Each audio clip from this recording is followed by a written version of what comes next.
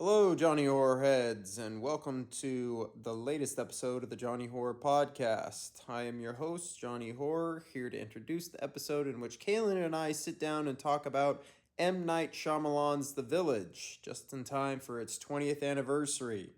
Kalen and I have a nice, lengthy discussion about what he and I both consider to be an underappreciated gem from Shyamalan's catalog.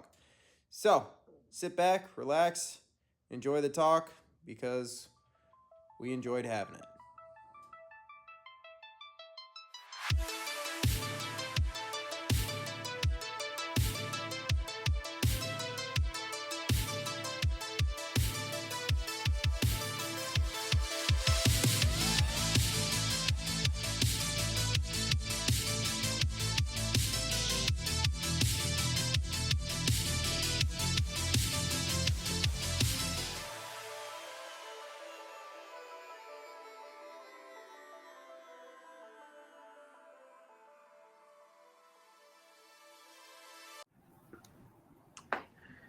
And here we go. Welcome back to the Johnny Horror Podcast. I am one of your co-hosts, Johnny Horror, and with me, as always, the undeniable Kalen Behrman, who is Ron Swanson's little brother tonight, and I can see that. You guys both do have an affinity for Lagavulin, so there you go. Right. I think he might take issue with your vegetarianism, but we don't get along on every topic, but the core is the same.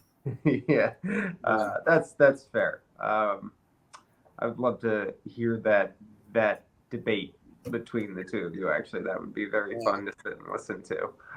How are you tonight, sir? Living the dream, brother. How are you? I am living the nightmare, you know. Right.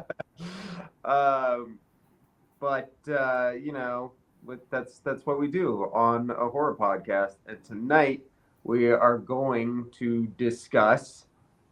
I don't know if I want to call it a nightmare because I don't think that's exactly how I feel. But we're getting back to our roots and we're discussing proper horror while still staying in the Shyamalan vein. We are discussing the 2004 period supernatural horror piece, The Village.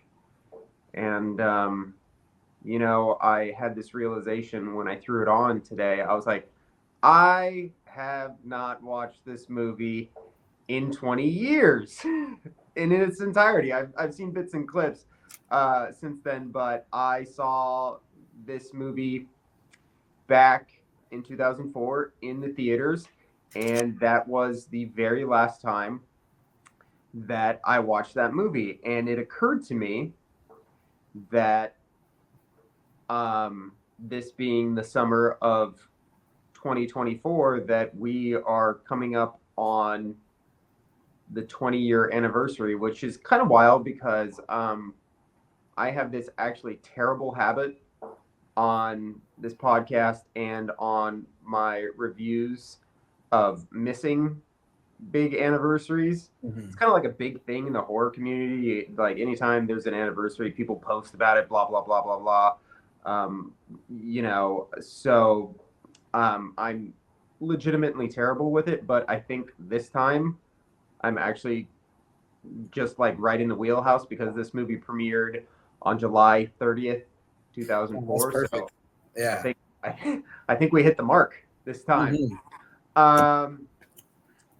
Kalen, before we jump on into the thick of it, can you tell me a little bit about your memories surrounding The Village before you saw the film? Maybe you know, trailer and or you know, the rumor mill, what it could have been about, or what you heard about it before you saw it. Rumor mills weren't quite as strong in 2004 as they are today. Indeed. And I wasn't quite as plugged into them, but I remember quite vividly. I don't know what movie I was at, but I remember the first time I saw the trailer. Um, and I was, back then, like, you didn't know what movies were coming out until you saw a trailer. Like, that's how you found out movies were coming out. Yeah. You're like, oh shit, Shyamalan's making another movie. Yeah. I do remember being over the moon though, seeing the trailer, like incredibly excited. Um, and I remember watching it with my sister, and she like freaked out. She like shook me. She was so pumped for the movie. Yeah. So definitely in my own private life, there was quite a bit of anticipation for the movie, and the trailer was scary. It was a good trailer. Yeah. It got everyone very excited for the movie.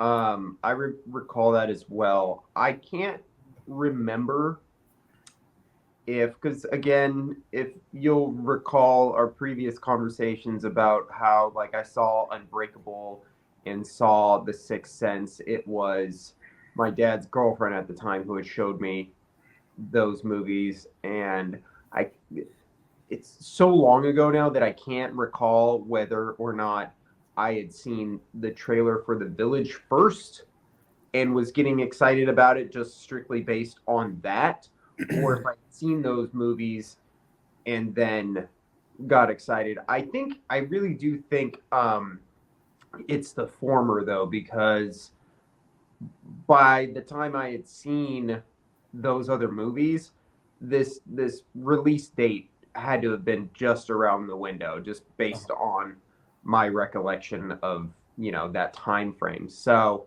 in those terms, that meant that I was excited about this movie just strictly based on its own merit from what I saw from the trailers, not because I'd seen any of the rest of his work. And I do recall being very excited about it being a monster movie. And in that regard, I'm just curious before we continue, do you think we need more period horror pieces? Like, do you find yourself interested I feel like I kind of know the answer to this question because there is a film in mind that we have discussed quite a bit that is coming up, but do you find that your interest is probably peaked a little bit more if it's a horror movie and it's not set in modern day? I mean, yeah. I think that over the last, I don't know, 10 years or so, we've gotten some really impressive period piece horror films. Yeah. And I think that filmmakers are going to great lengths to give us sort of an authenticity and a flavor of a time period and a place. And I just think it's very sort of rich, fertile ground for storytelling. Yeah. Yeah. Yeah, I agree. There's a film that I've discussed a couple of different times and even did a review on it called it's got a terrible name that the studios had Yep. it changed to. It's called The Cursed. Is that the And one with Boyd Holbrook? yes. Yeah. Have you seen it? Yep. What did you think of that film without going off on too much of a tangent? Good. I mean, really good movie. Yeah. We enjoyed the hell out of it. Yeah. Cool.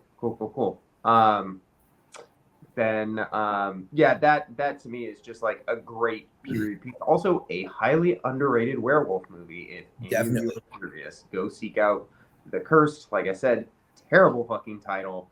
Yep. But an incredible piece of period horror. Absolutely. And now getting us back on track, did you see this film in theaters or did you catch it after the theatrical window? No, I saw it in theaters. Saw Yeah. the Village theaters, yeah.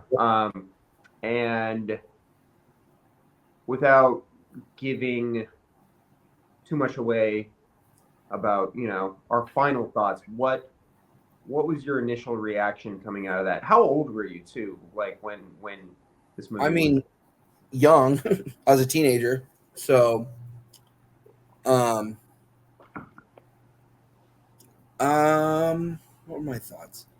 I liked the movie at the time. I was maybe just slightly let down that it wasn't quite as exciting as Signs or Unbreakable or The Sixth Sense. It's a little bit more of an adult movie. Oh, absolutely. Yeah. So I think I was a little bit let down by the pace of the film at the time. But I definitely still liked it. I liked it enough that I was still very excited when I saw the trailer for Lady in the Water. So you know what I mean? Yeah. It definitely didn't hurt Shyamalan's standing in my eyes. It probably was at that point of the four main movies he made. It probably was my least favorite of the four. Yeah. Yeah. Um, I think I'm almost in, you know, total agreement with you. Like I went and actually saw this movie with my dad's girlfriend at the time, who had shown me um, The Sixth Sense and Unbreakable, and um, we went and watched it, and we both liked it. But yeah, I do remember there being like kind of a disappointment in that it wasn't exactly what it was sold as, which is not necessarily a bad thing. But like if you're a, whatever, 13-year-old kid, Absolutely. you think you're going into a monster movie, and then you walk out of the village, there is a smidgen of disappointment, to be sure. Mm-hmm, mm-hmm. But before we discuss the film any further, as we do, we got to get good and liquored up. So we're going to go find ourselves the nearest bar and go post up right up at Johnny's Well. Here at Johnny's Well, you know the drill. We talk about alcohol. We got a couple of bartenders here, and we are going to discuss what drinks we would pair with this movie, which I know for a fact neither of us are prepared for. But before we do that, are you what are you currently drinking? What do you have in your hand at this moment? I'm having a raspberry bubbly.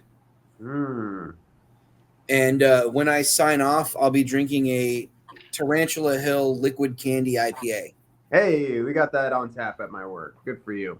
Hey, now I know I got something to drink at your work. Yeah. You should come and see me. Because I don't want to have any of your shitty cocktails. Son of a bitch. I've been No, I'm sorry. I said that and then I thought about it and I was like, wait, I can't come into Johnny's work and order a beer. That's shady. I gotta let you make me a drink. I can come into your work. There's now I know that there's something I can actually drink there.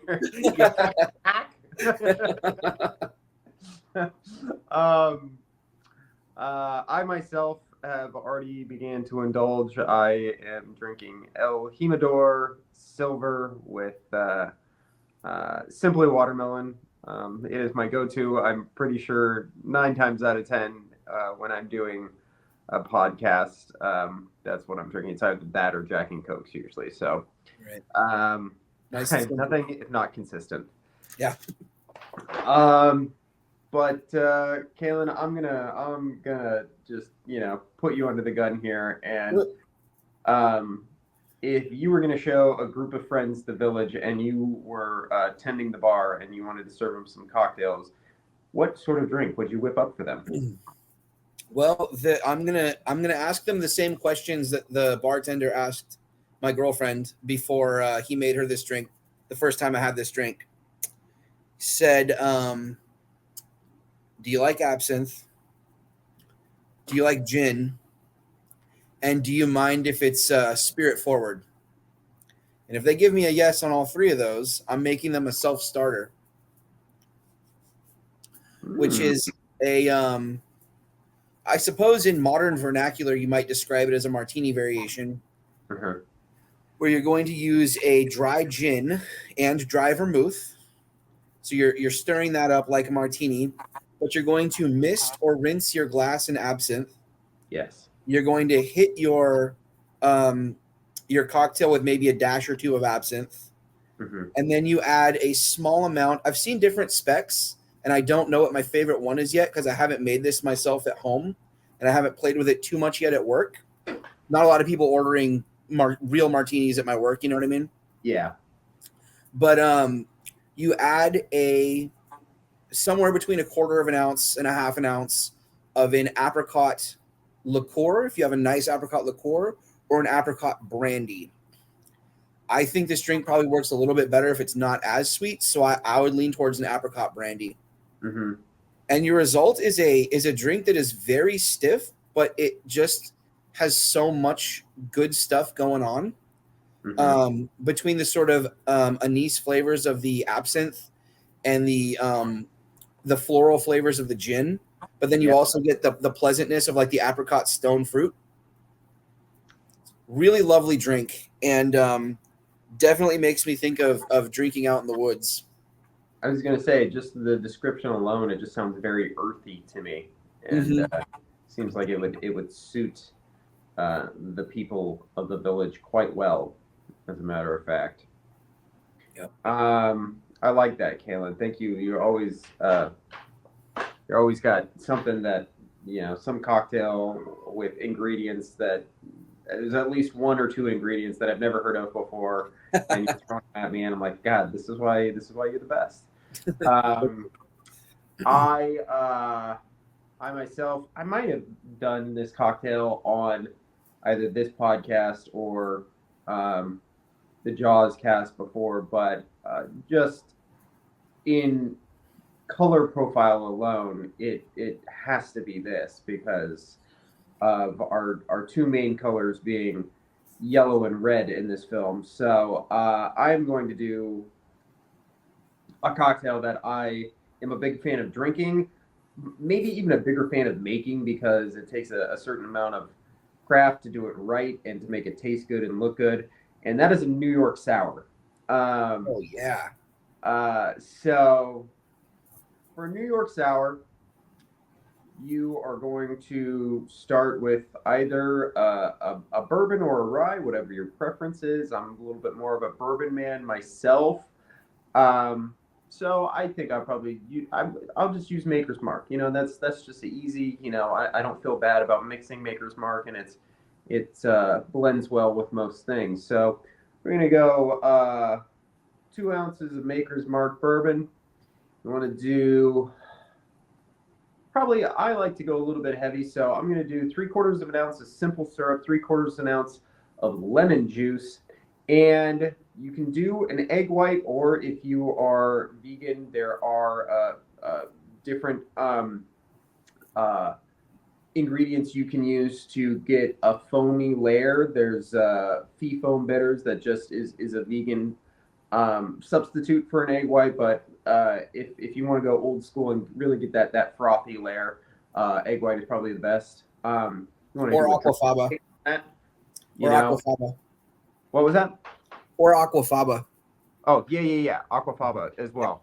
Um, and you do a dry shake on that, shake with no ice. That helps build up the foam. Then you add some ice to it, shake it, get that drink cold. You are going to strain it into a martini glass, and then there's going to be a layer of foam on top. And what you're going to do is you are going to take a bottle of red wine and a spoon and maybe a double strainer, and you're going to hold that spoon over the double strainer and very, very lightly pour the red wine over the top of the martini and try and do your best to spread it out.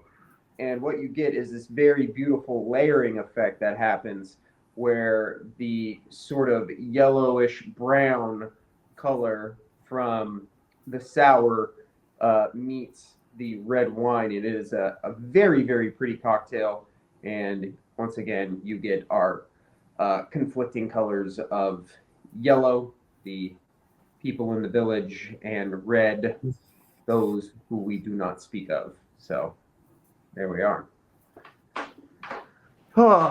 And if we're at a bar, we're at a restaurant, might get a little bit peckish, as we're known to do, and might want some snacks. it's been a while since we've had a movie that I think is not an eating movie. I personally do not uh, think those rules apply to The Village. There's really not too much in it that is gross out in any way, shape, or form. So I myself am going to say that this is you can go ahead and eat with this movie. I did today when I watched it. I had dinner while I watched this movie today. What about you? Any gripes with No, snacks? no, this is an eating movie. Yeah. I was just watching it earlier today, eating a sandwich. it's Ah, it's totally an eating movie. Yeah. what kind of sandwich did you eat? It was a tempeh sandwich. Tempeh with pepper jack cheese, uh, lettuce, and deliciousness. Sounds Like lovely. tempeh bacon, like liquid smoke and um, to give the tempeh that sort of bacon flavor. It's really Nice, good. nice. Yeah. Look at you go. All right. Well, now that we're nice and liquored up and little full, we are gonna hop on over to our next section. Blah blah blah. You've seen it all before.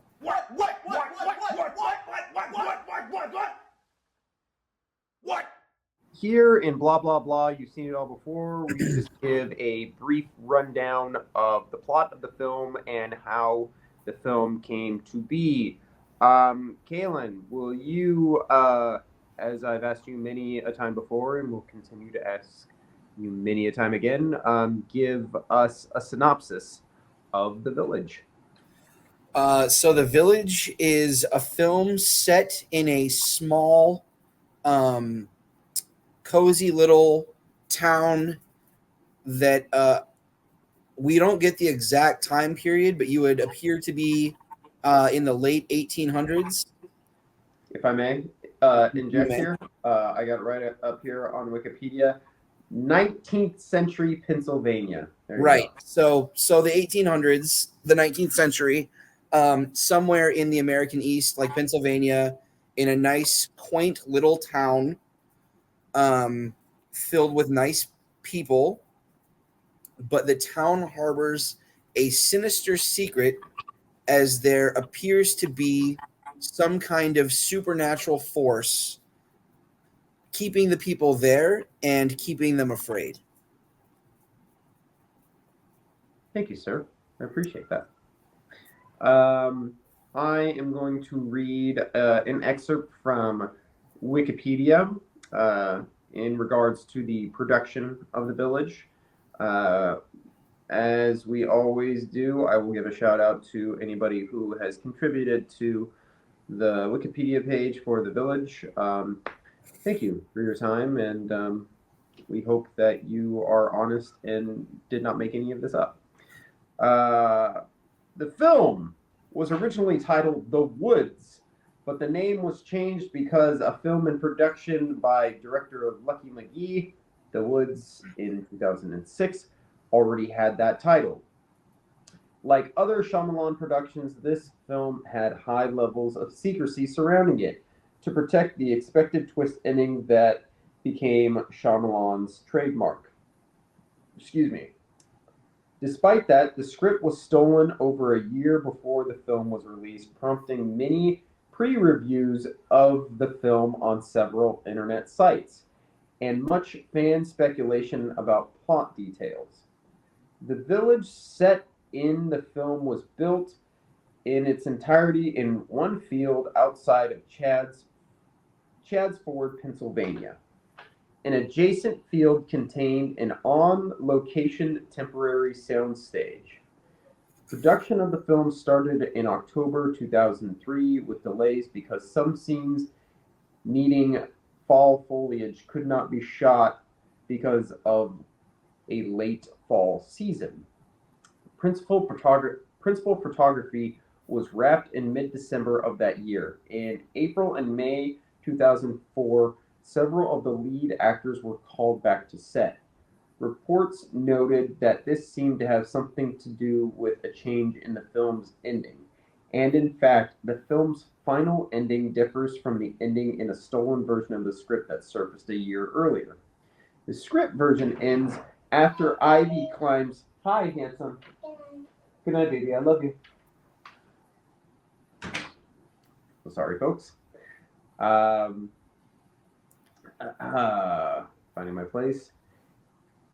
And in fact, the film's final ending differs from the ending in the stolen version of the script that surfaced a year earlier.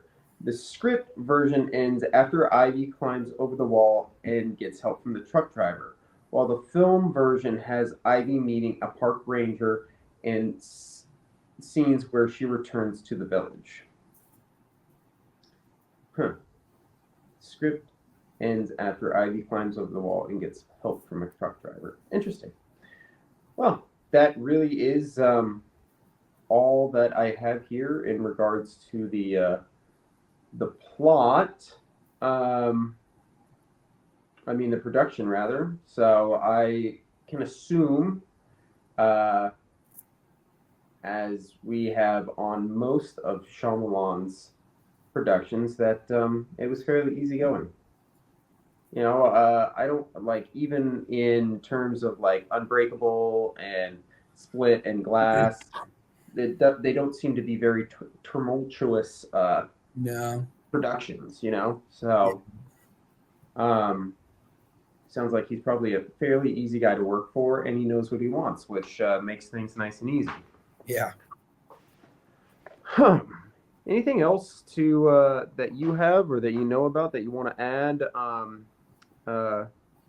in that regard, or should we just hop on over to the good stuff? I think that's it. I don't think there's a ton of lore surrounding the making of the movie. Yeah. Yeah. Me neither. Well, all right. Then let's jump right on into what we liked about the movie in our next section, the good stuff. All right, so here are the good stuff. We just talked about the stuff we liked. So, Kalen, take her away. What is something that you like about the village? Well, the first thing I'm going to say is the cast. Yeah. Yeah, I was also like watching the credits roll and just going, oh man, this cast is fucking stacked. It's insane. It's insane. Like, I'm just looking here at a quick list in case I forgot anybody. We've got Bryce Dallas Howard, Joaquin Phoenix, Adrian Brody, who was huge at the time, Sigourney Weaver, the legend, William Hurt, Brendan Gleeson, Judy Greer. You even have Jesse Eisenberg in a small role in this film. But yeah, just really the core cast is stacked. Really, really strong actors in that core cast. Yeah, absolutely. Giving excellent performances at that. Yeah. I agree. That was just something that, like, just right out the gate, as those credits were going, I was like, damn, there's a lot of good fucking people in this movie. Some might be utilized better than others, but that's, maybe a conversation for another section. The very first thing I have, and this is just something that I go back to fairly frequently, believe it or not, is I love this score. I think it's probably my favorite score out of any Shyamalan movie. I think it's pretty spectacular. My wife has it as one of her alarms, so wow. It'll pop up, in my daily life from time to time. Just that beautiful violin by a violinist of the name of Hilary Hahn, I believe. It's gorgeous. It is gorgeous, gorgeous piece of music. Yep. From start to finish, and I don't know. I just kind of puts me in that time and place, I think, which really a good score can do. I feel like I'm in that world when I listen to this music, which is really powerful stuff. There's really only a handful of movies that do that for me, and most of them are composed by John Williams. So this Absolutely. is once again our boy James Newton Howard just showing what's up, basically. Uh, any thoughts on the music for you? I love it. I love it. So I was just watching the movie today, and I had the exact thought of like, God damn, this movie's just got a great score. Mm-hmm. Just Part of that beautiful. is hiring the right people, but part of that is knowing what you want. I feel like Shyamalan really knows what he wants from his music and his movies. Mm-hmm. Yeah.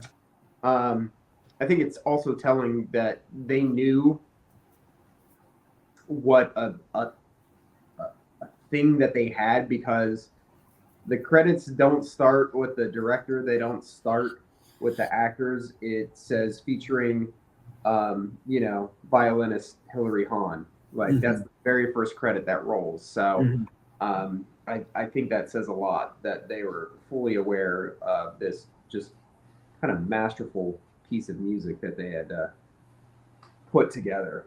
So um, yeah, that is without question one of my very favorite parts of this movie. Um, what do you got for me next? Just checking my notes here. No, go for it.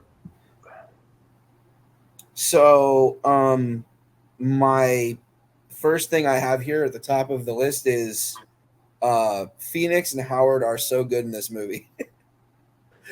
um, which I mean, we already said it has a great cast, but I really love Lucius and Ivy in this film, and I think that it's hard for me to imagine other people taking those parts. Like it's Yeah, very difficult to imagine. yeah, Probably more so Ivy. Like it's really hard for me to picture anyone who's not Bryce Dallas Howard doing that role mm-hmm. and nailing it like that, like getting it right the way that she did. Like it just seems to me like a part where you needed to have a very specific type of person, and there's only so many people like that. Yeah, Because she has, on top of her obvious talent, she has this ability to have this sort of otherworldly quality to her mm-hmm. that is very hard to pin down. It's very je ne sais quoi. And it is so, it is in such contrast with Joaquin Phoenix's um, especially grounded character, Yeah, Lucian, who's like this very down to earth and pretty kind of realistically written kind of guy, you know?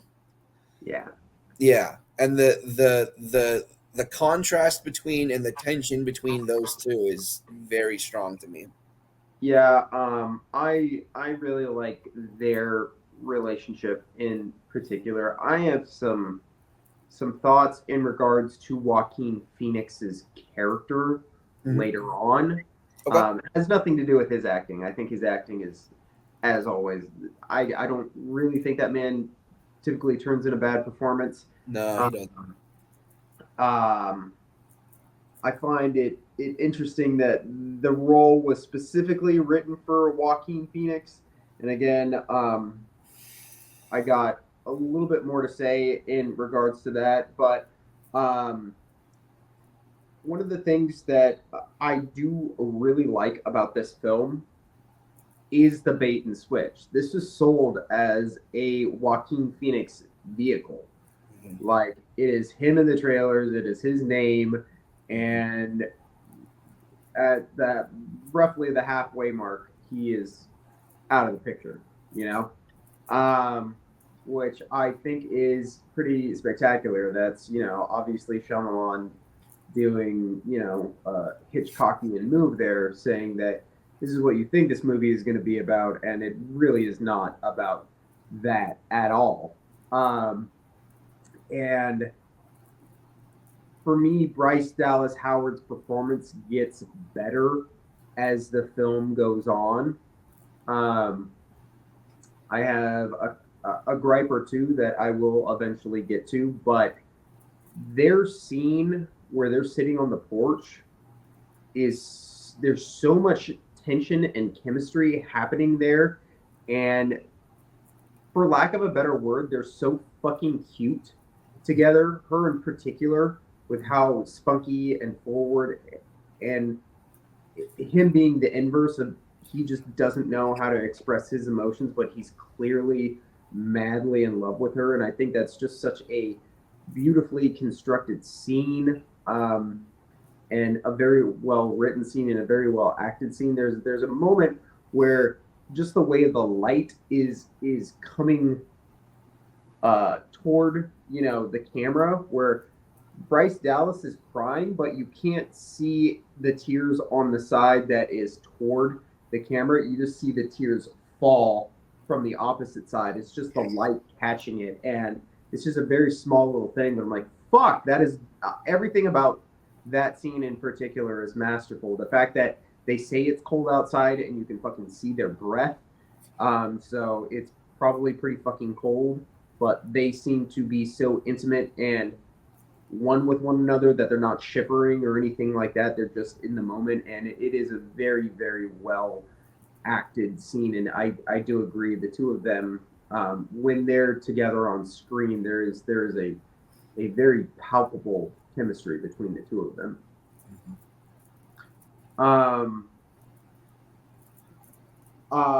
In regards to the bait and switch, I forgot how, like, what specifically happens to Joaquin Phoenix that gets him taken out of the game. And I didn't even know it until just like he turned around, and then we see Adrian Brody's character just standing in front of him. And that reveal of him being stabbed is so fucking good. Because it's not this big thing. You just see it on both of their faces, that something has happened. And the lead up to it is really well paced and well done. I really, really liked that, because one of the things that I read in the trivia was that this film got an R rating when it was originally submitted to the MPAA, and the reason that it got an R rating was the stabbing sound of when Adrian Brody stabbed Joaquin Phoenix, and then they said once they took the sound out, the scene played even better, and I agree. That scene being silent, I think, is pretty powerful the way it is. Any thoughts? No, I mean, I'm with you. I think that scene is great, and no pun included, but it really guts you. Yeah. But no, but really though, like that scene really fucks you up when you watch it, and the way that he gets down on the floor and stabs him again is just like, God damn, like it's very brutal, and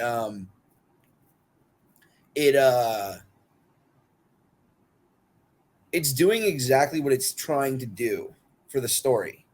You know what I mean? We are led to that moment in a very specific way, and we feel a very specific way in that moment and about that character.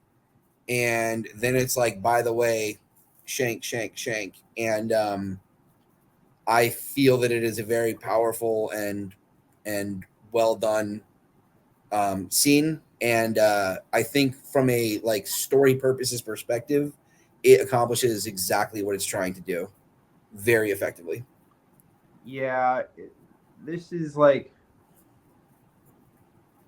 I don't know. I feel like some people might consider this film to have so many twists and turns that it becomes like a hat on a hat on a hat, situation. But I just think I think it's really interesting storytelling. Like, to just, if you just sit there and just kind of go through beat by beat, kind of what this film does and how it sets everything up and pays everything off. I'm like, man, this is just like really interesting storytelling. Even if you don't think it's necessarily good storytelling, people can make that argument. I know that this is a very divisive film.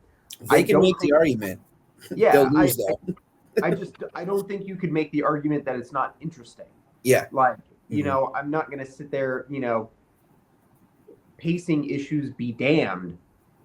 what these characters are doing and their motivations and how things come into play, like you can never be like, yeah, that story is wholly uninteresting, because it's not. It's very interesting how everything plays out. Um, what I think it's your turn actually. Yeah. Well, I kind of need to bounce off what you just said though. Like I don't. I think putting a hat on a hat or putting a hat on a hat on a hat can be sort of interpreted and debated in different ways. Yeah. But I don't think this story is ever doing anything wrong structurally. Yeah. I don't see anything in this story where I'm like, structurally, like that's a bad idea. You shouldn't have done that, or that doesn't work. You can't do that. Like I don't think that happened at all. I think that every twist and turn, every surprise is just the story revealing itself. Yeah. In a really effective way. And I think it's very impressive in that regard. So just to get that thought out on that matter.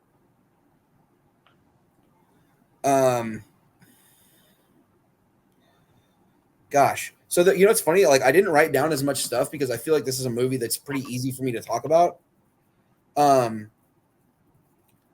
I mentioned here a lot of the dialogue from the scene on the porch. She says, "I do long to do boy things." Mm-hmm. And riffing on what I like about that so much, when she says I like to do boy things, she describes a game where they stand at the edge of the forest with their back to the forest, with their arms extended, Mm-hmm. and they see who can stay there the longest and who has the record. And it is Lucian who has the record for that game. Let me confirm here really quick, buddy. I'm pretty sure it's Lucius. I'm pretty sure. I'm sorry. No, you're good. You're good. No, yeah, it is Lucius. Lucius. Yes. Okay. Lucius. Sorry. Lucius has the record for this game that is like important amongst the boys in town that she never got to play. And like when we're talking about like setup and well-told story, that little line is paid off big time later in the movie. I agree. Yeah, I thought about that. I just smiled when that happened in the movie. I was like, "Fuck, that's good." It's so good, right? It's so good. And the thing is, for me, is like when I see somebody say that this was a bad movie, I wonder if they even caught that. Like, were they even paying attention? Because I think that happens oftentimes with when good movies are not received well. I think it's because there was subtlety that was ignored. Yeah. And like every damn Shyamalan movie, he sets things up incredibly well. The foreshadowing is excellent, and there's payoff for every fucking thing in the movie. There's just payoff and payoff and payoff and payoff. You are rewarded for how much attention you give the story, and I think that's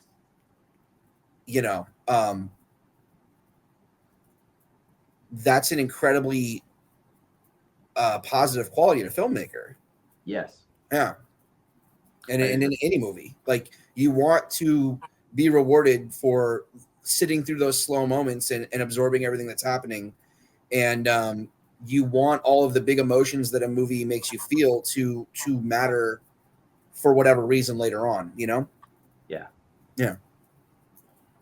I agree. That was, like I said, that was something that I caught, and I thought that, again, having not seen this movie for a very long time, I was paying attention, and I was really caught up in all of the story. And when that moment finally comes where she turns her back on the creature and just waits for it, I was just like, God damn, that is good, man. That is really, really good. That's just like a small thing. Again, I always imagine, you get this as a writer, and myself, having dabbled, that like when you come up with something good, whether it be a line of dialogue or something that just clicks structurally, you just kind of sit there to yourself and you go, "Oh yeah, that's the fucking shit right there." I'm sure that Yes, you do. that is something that he did. Whether that could have been something that he had already had planned, but he's had those moments in his very long and ambitious career. That he's had those moments where he's sat there and had something come to fruition and just been like, Shyamalan, you've done it again. That's exactly what I imagine him saying. Like, just like that. Like, fucking got him again. uh, um, in regards to the creature in question, I actually find it really effective. I like the creature design in this movie a lot. I like that we see very little of it. I like that we see a lot of it. I like that we see everything in between. Because when we first see hints of it, it is all very much in the background, out of focus, and it's very unsettling because you're not entirely sure what you're looking at, except this kind of husky looking beast in a red cloak with spikes coming out of its back, which in and of itself is just settling. Like there's not feel like outside of like something like what is it, the Dark Crystal, like just that sort of stature is not something you really see in a creature in a movie. So I didn't think about that. and then when we get the reveal in the last 75% of or the last quarter of the movie rather, that they're costumes, and you kind of see what the face looks like. It's like the face of like a hog, a razorback. It's fairly unsettling. These creatures that these townspeople have constructed. But I love the design. I read in the trivia, and again, I'm not sure how much truth there is to this, but IMDb trivia said that there was another design for the creatures that when they kind of tested it out, kind of put the thing on camera, Shyamalan just said it doesn't look practical for all intents and purposes. So, which I think is fine because what we get is, unsettling, I would say. So, any thoughts for you personally in regards to the creatures and or the design? I didn't think about how they were kind of Skeksis-esque. They really are. Yeah. No, I like the design a lot. I think it's so creepy. I think the first time we see one of the monsters in the background, it's such a fucking scary moment, and it's so good.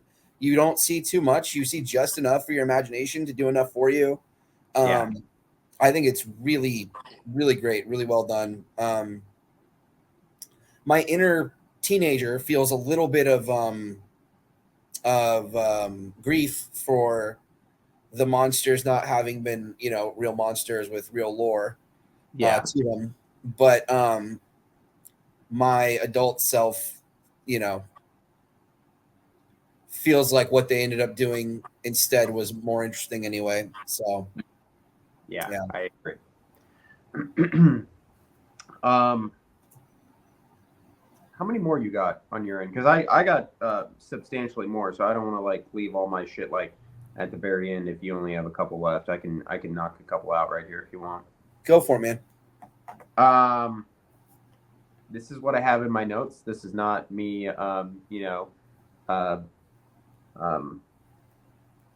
exaggerating. I fucking love William Hurt. I think he's so good. I'm so sad that he is gone. That was one that, when he passed, I was really kind of did like a double take of like, what, why, how? He's so good in everything I've ever seen him in. And a lot of the times when I think of him in movies, I really think of him in two movies. I think of him in A History of Violence, which he is so fucking scary in. And probably steals the show in a movie that is spectacular from start to finish. And I think of him in this movie. I really do. Like, I just think of him as, the patriarch of this village. This very kind of he just has this sort of look on his face, like he's found peace in this world that he lives in, and he's so content. But that there is still like hurt behind his eyes because he knows that it's built on a lie, and I'm sure that weighs on him, probably more so than anybody else. Which is why,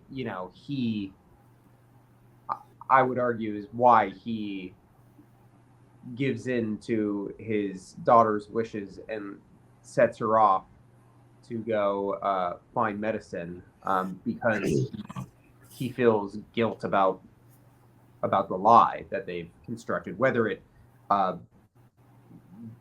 is for the benefit of everyone or not,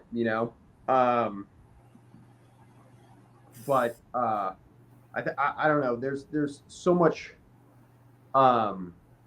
good stuff. The scene in particular that really struck me. I like all the bits where he's kind of talking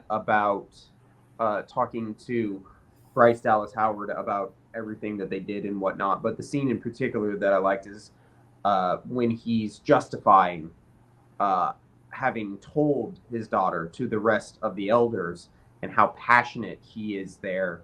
I think it's a masterfully acted scene. I thought it was so great. I was just kind of in awe of the performance.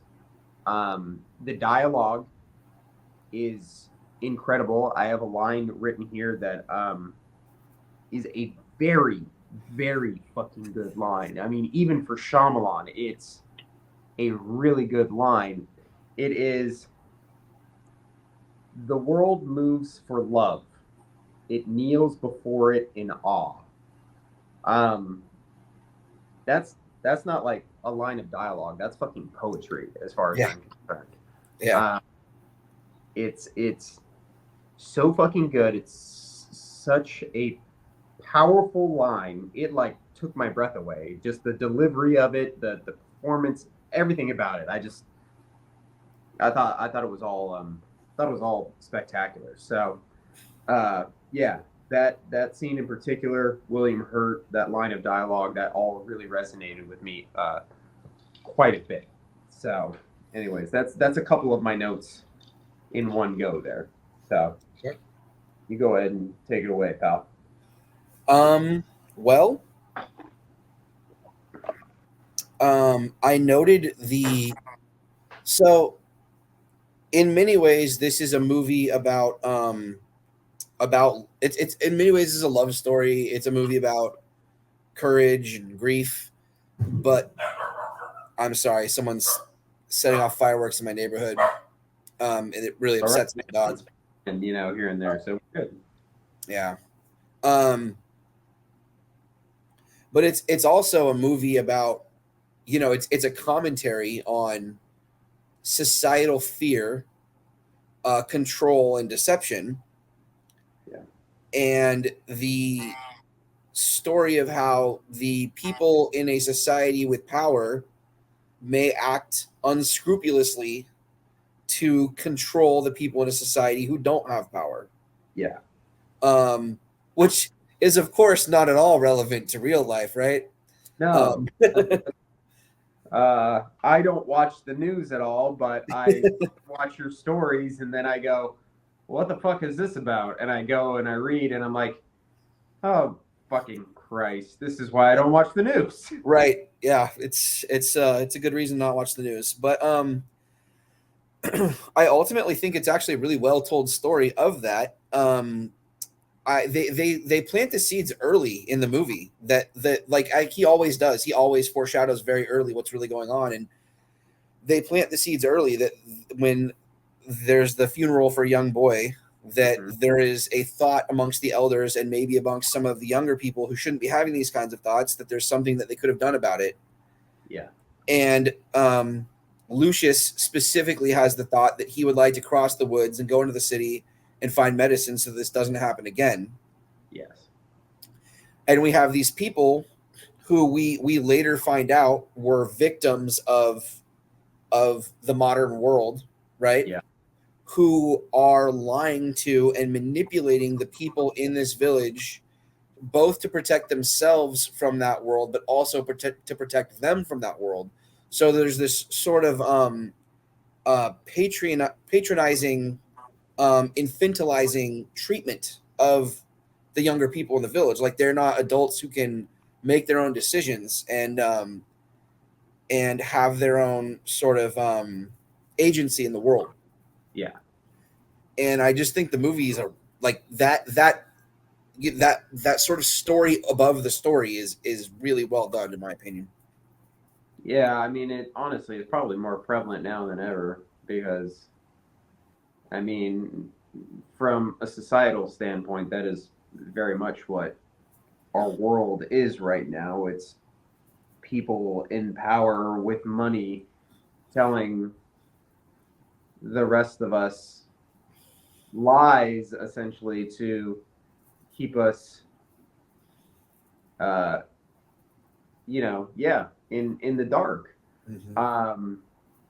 Whether it be, this is the greatest country in the world, and they just keep on saying we're the greatest country in the world. Meanwhile, we don't have free healthcare because people who have monopolized, medicine, they are.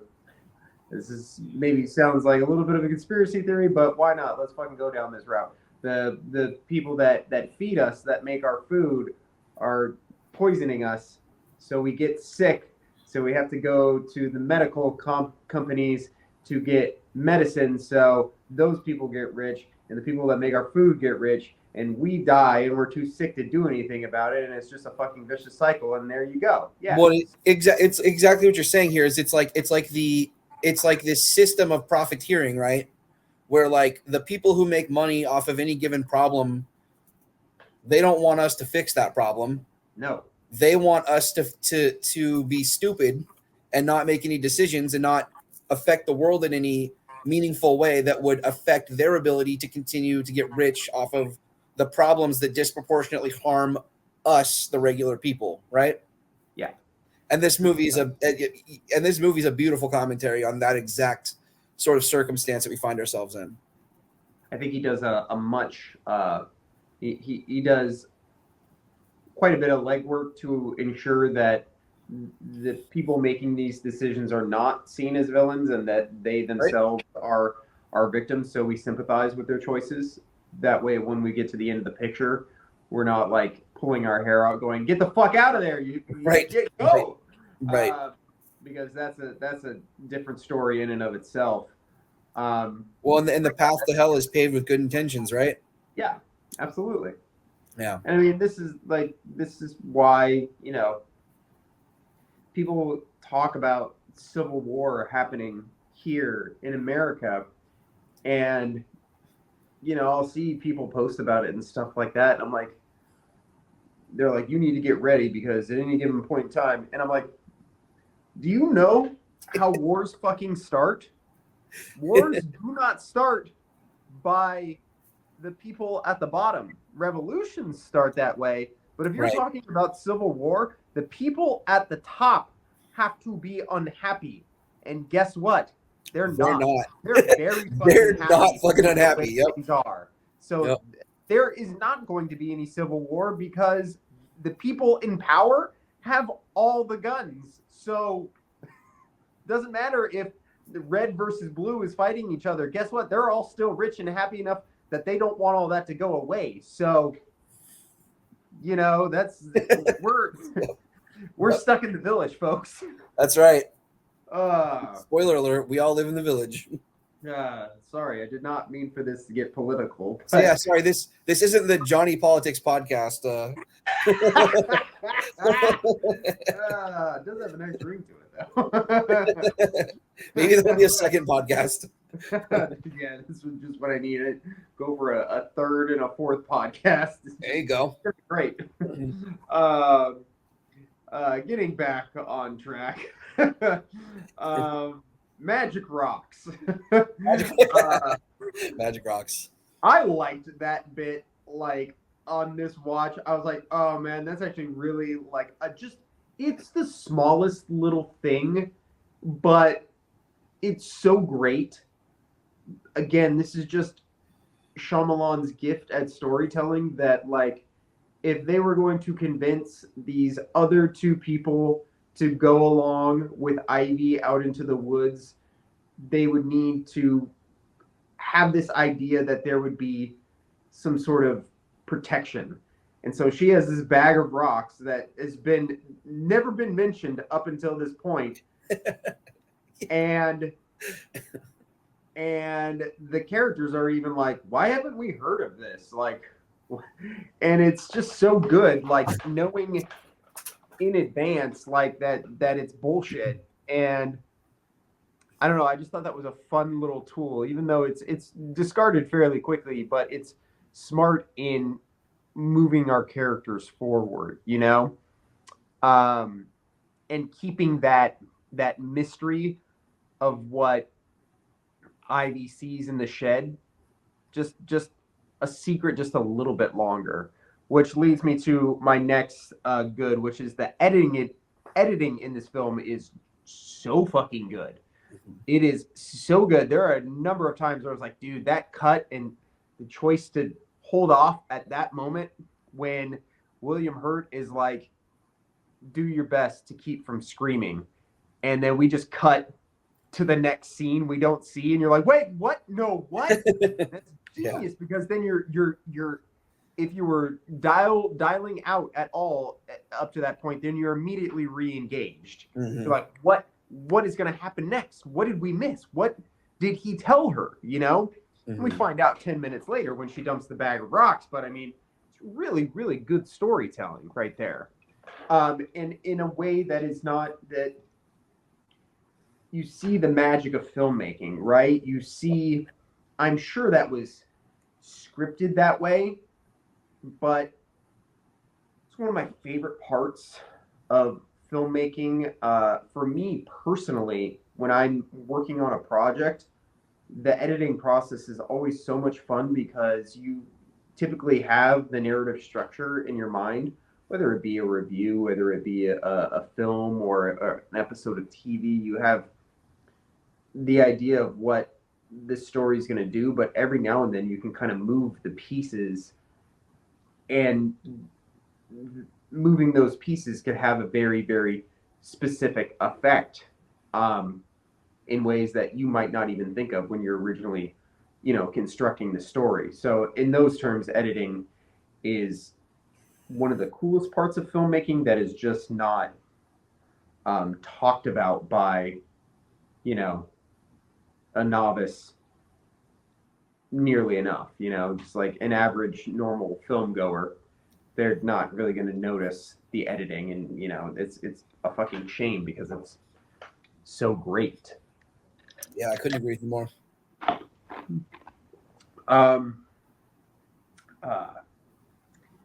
I think that's all I have for good stuff. Any other good stuff you want to throw at me before we move on? There's one scene I wanted to mention just because I wanted to mention this scene.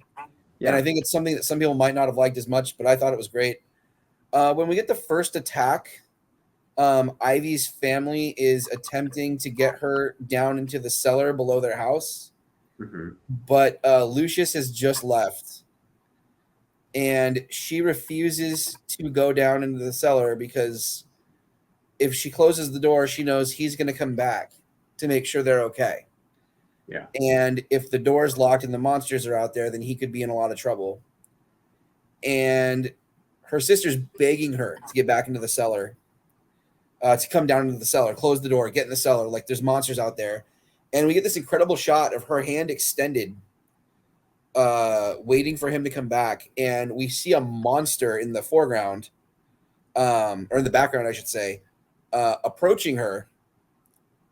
and Lucius shows up at the last second, grabs her hand, pulls her into the house, and closes the door. And I just thought it was one of those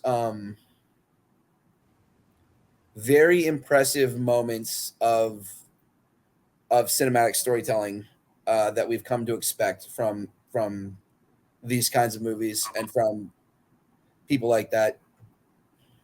Yeah, that was a scene that, like, in the back of my mind, I vaguely remembered. I was like, oh, he's going to show up at the last second. It's going to go into slow motion, and the music is going to swell. And Yep. it did just that. And the desired effect is there, as far as I'm concerned. I was like, that's everything that you want. It's very stylized filmmaking, but the effect works. Stylized can be a very good thing, though. Yeah, and even like cliche can be a very good thing, you know?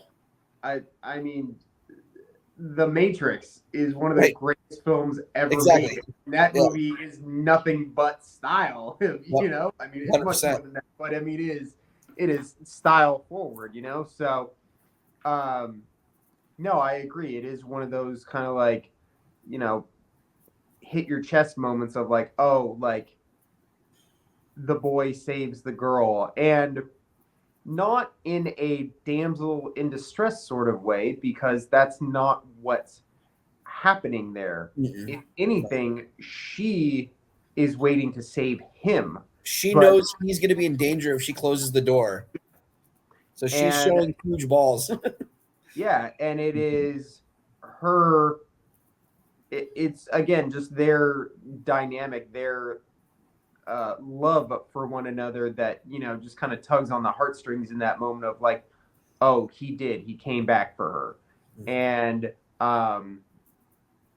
we love that. Like, we love that as audiences. That is the fucking shit when somebody risks it all to go be with the person that they love, you know, whatever those terms or circumstances may be. You know, we cheer for that, you know. So I agree, love that fucking scene. All right, well, without any further ado, we are going to walk right on into the woods and hopefully not step in the shit. Here in the shit, we talk about the things we didn't like about the movie. I'll start, I suppose. I feel like you're going to have more to say than I will. So I feel like I am too. Mhm. First and foremost, I'm just going to come out and say it. I wanted more character development for Lucius. And not like a ton more. I get that he's kind of like a lone wolf, kind of off in his own world, but by the time the turn happens and he's stabbed, I remember feeling this way the very first time I watched the movie, and I still felt this way this time. I was like, but I was just starting to get to know him, you know, as opposed to something like, we'll go the obvious route, Marion Crane in Psycho. We know a lot about her and what's going on in her mind and who she is as a person and her wants and needs and desires. And while we get a little bit of that from Lucius, we get that he wants to go out and get medicines and that he wants to help people, and that he is mostly concerned with others and not with himself, and that he's in love with Ivy. Like, I don't know much about his relationship with his mother. You know, I feel like that could have just been explored a little bit. I mean, I'm not talking much, like 5 extra minutes of, you know, a little bit of conversations here and there, because it seems like we see him go in front of the elders twice. And there's you know, a little bit of stuff here and there. I just kind of want a little bit more. And again, I don't feel like it's anything to do with Joaquin Phoenix. I just kind of want a little bit more from a character point. I don't know if they're deleted scenes or what, but, you know, I feel like Shyamalan's usually pretty cut and dry with his stuff, and he knows what he wants. So I doubt there's too much deleted footage, but I don't know. That's just me kind of wanting a little bit more, because once he's out of the movie, he is out of the He's out. fucking movie, you know? So I don't know. Particularly like if you're going into this expecting a Joaquin Phoenix movie, you know, again, there's a bait and switch, which I like, but if there had been a little bit more there, I feel like that stabbing sequence hits a little bit harder. If we know a little bit more about really what his wants and needs or what he's experienced, like what it is to him to not have a father and stuff like that, how that weighs on him, maybe a little bit more stuff like that. I don't know. I don't exactly know how I'd fix it. I just feel like I want more. So, any rebuttal or anything to contribute in that regard? Yeah, I don't think that's. I do think that that's a fair point. Like I think actually I think you nailed it. Like 5 minutes, like 5 minutes more character development, like 5 more minutes of good hard character development probably would have been a good thing for this movie. I do feel like I know what his wants and needs are. I think he wants to be responsible. He wants to protect his town. He wants to help everybody, and he needs Ivy. Yeah. And it's funny because that's actually that's paradox, or that's the inverse of what most films would do that as. You would do a character who, wants the girl and the money, the glory, whatever, but what he needs is to be responsible and protect his village. This is kind of the other way. This guy already has those priorities in check. Yeah. But he has not yet prioritized his personal needs individually, and that's what he needs. So I do think from a technical writing standpoint, that part is good, but I don't think you're wrong. I think 5 more minutes of good character development definitely would have helped. You know what it would have been? Like what could have fixed it is just like a scene with him joking and laughing. Like the guy does not smile like once in the fucking movie, and I think that would have just kind of lended itself to like, oh yeah, this is a human being. This is not just like some dour, very sad boy.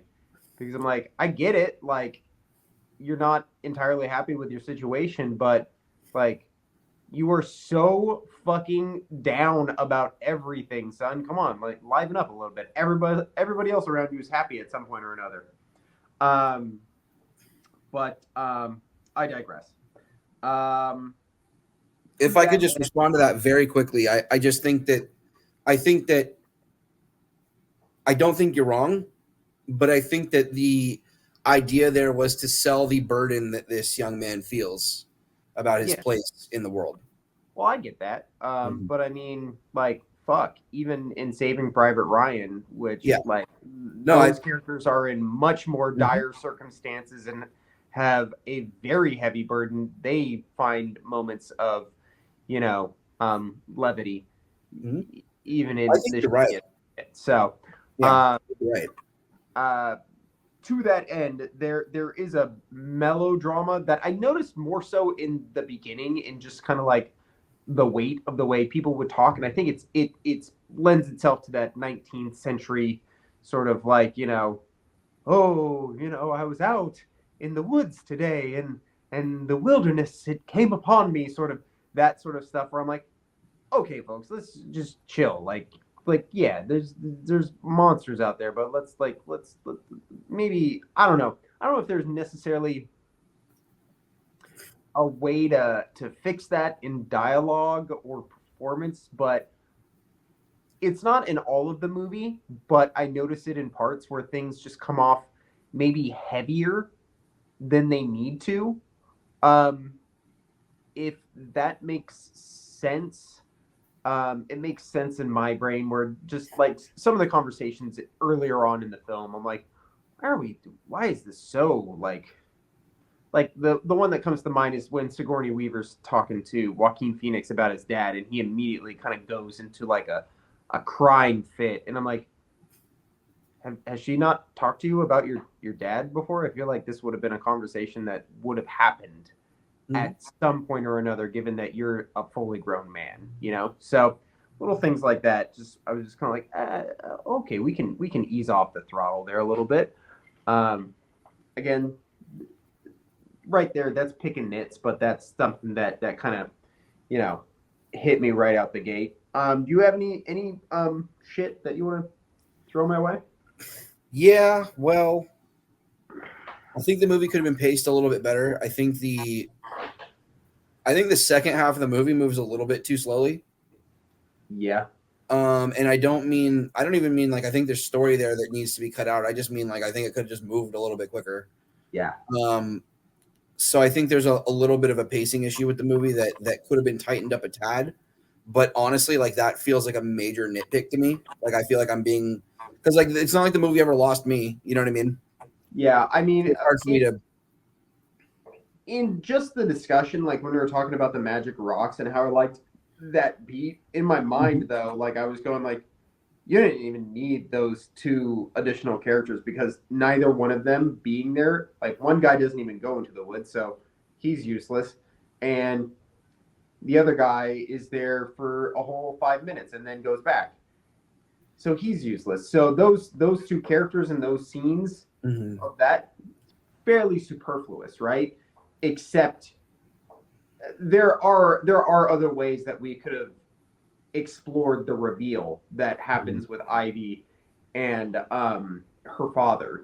I do think that there's an easier way to do that. But yeah, if you're talking about like certain pacing issues, those scenes right there, they're not wholly necessary, and we could have got Ivy going into the woods a little bit quicker. Right. I agree. I there are certainly pacing issues with this movie. It's nothing that outright bothers me, but I see the issues in the pacing. I'm very happy to be along for the ride. I'm not like pulled out of it or anything like that, but there are moments where I caught myself going like, this is a little weird, just kind of a little weird pace, Um,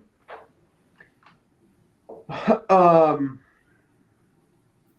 I have. I really like Bryce Dallas Howard's performance overall. I do have a little bit of gripes with some of the blindness stuff. I don't think it's all as convincing as it could be. And I don't necessarily think that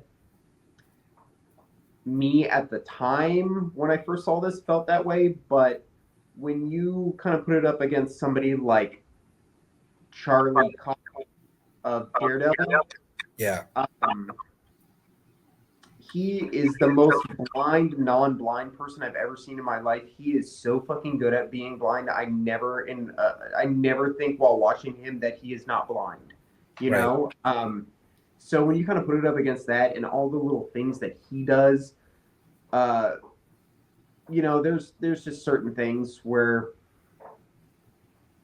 like, she's running on the rocky road at the end and she has the big stick and she's kind of like making sure she doesn't trip on stuff. There are branches that she is legitimately running over that I'm like, you didn't hit that with your stick, you would have tripped over that.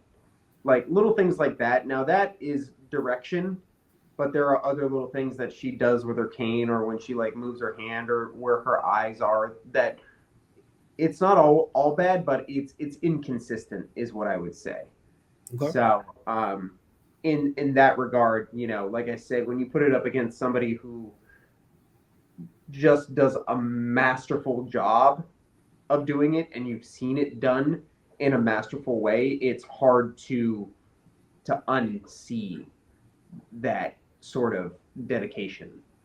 You have any thoughts in that regard? Did it bother you? I wouldn't say it bothered me. Yeah, I guess it bothered me a little. It's not like you take it out of the movie. It's just one of those things. Just like, it's not perfect. It's not ideal. I would say it's almost easier to think of her as not being entirely blind. Yeah. Because she mentions that she can see a color when she sees Joaquin Phoenix, and she can see a color when she sees who is the other person? Her dad. Okay. So she can see colors with some people. Saying like that's all I see in the darkness, that's not really descriptive of a blind person's life experience. Yeah. If you ever talk to blind people, they don't see darkness. They just don't see anything Yeah. at all. Like a truly blind like human. You know what I mean? It's not like how we have our sense of vision and if we close our eyes, it's now dark. They just don't have any sense of vision. Yeah. So it's a completely different thing for them. So the idea that she sort of is perceiving the world from the place of a person who can see makes me feel like she's just not like completely blind. Yeah. But I agree with you. There's that is a little shaky there, and the way that it's played sometimes in the movie is a little shaky. But like you said, it's not enough to get me out of the movie. Yeah. There's one beat that I got a kick out of. The Judy Greer character, Ivy's sister, marries a young man who is played by Frank Kranz of Cabin in the Woods fame, and his character is supposedly really neat and proper and won't lean back in his seat for fear that his shirt will get wrinkled. And then I think Ivy gives her sister a hug, like a really firm embrace. Mm-hmm. And then he leans over to Judy Greer after that and says, "She's not going to hug me like that, right? Like, I don't want my shirt to get wrinkled." Mm-hmm. Immediately after that, you get a good look at his suit. It's full of wrinkles.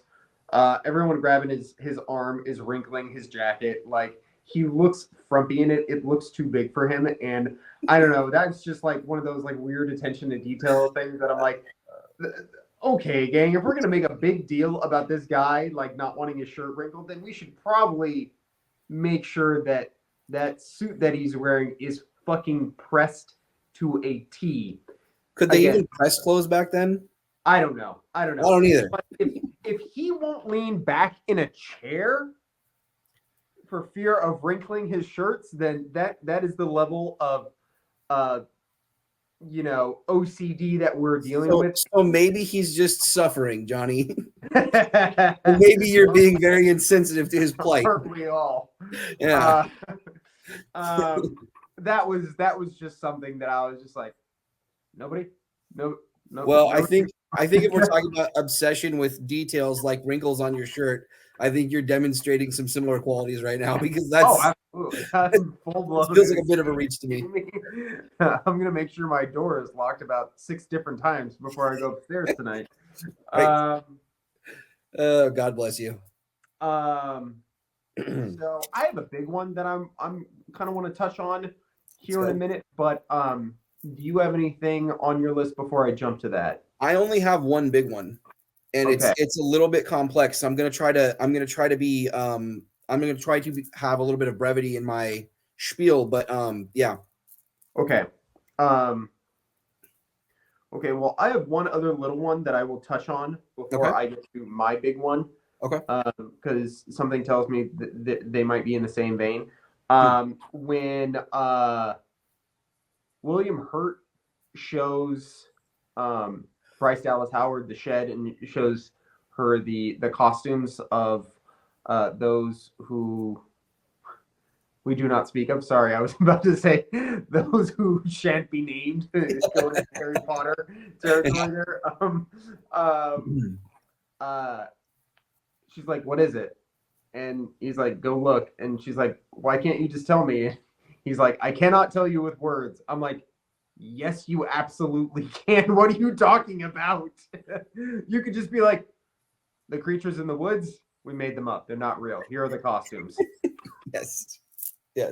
Then I was just like, because 2 seconds later, she goes to scream, and then he says, "It's not real. Like, it's not what you think it is." And I'm like, you just told her with words, you fuck. I know that it's there for drama's sake. Dramatic effect. I think there's a little bit better way that line of dialogue could have been constructed. I agree with that. you know, I'm you gonna can't need be you to like, feel yeah, it for yourself before I because explain it to you. obviously, but you know, that one was one that stuck out to me. But Sure. I digress. All right. So my big one is there's a scene after the wedding in which Sigourney Weaver and William Hurt privately talk about those what the fuck is their name now? Because now I'm just thinking Those that we do not speak of. those that we do not speak of. Yeah. Talking about the monsters Uh-huh. and the coyotes, and it is just the two of them. Whoa, the balloons went. Did you see the balloons? The two of them. Yeah, I did. I'm like, can we make Uh, that happen again? No? Okay. That's happened Happy before. I birthday. don't know how it happens, but hey, balloons. Um, but let me see. Maybe.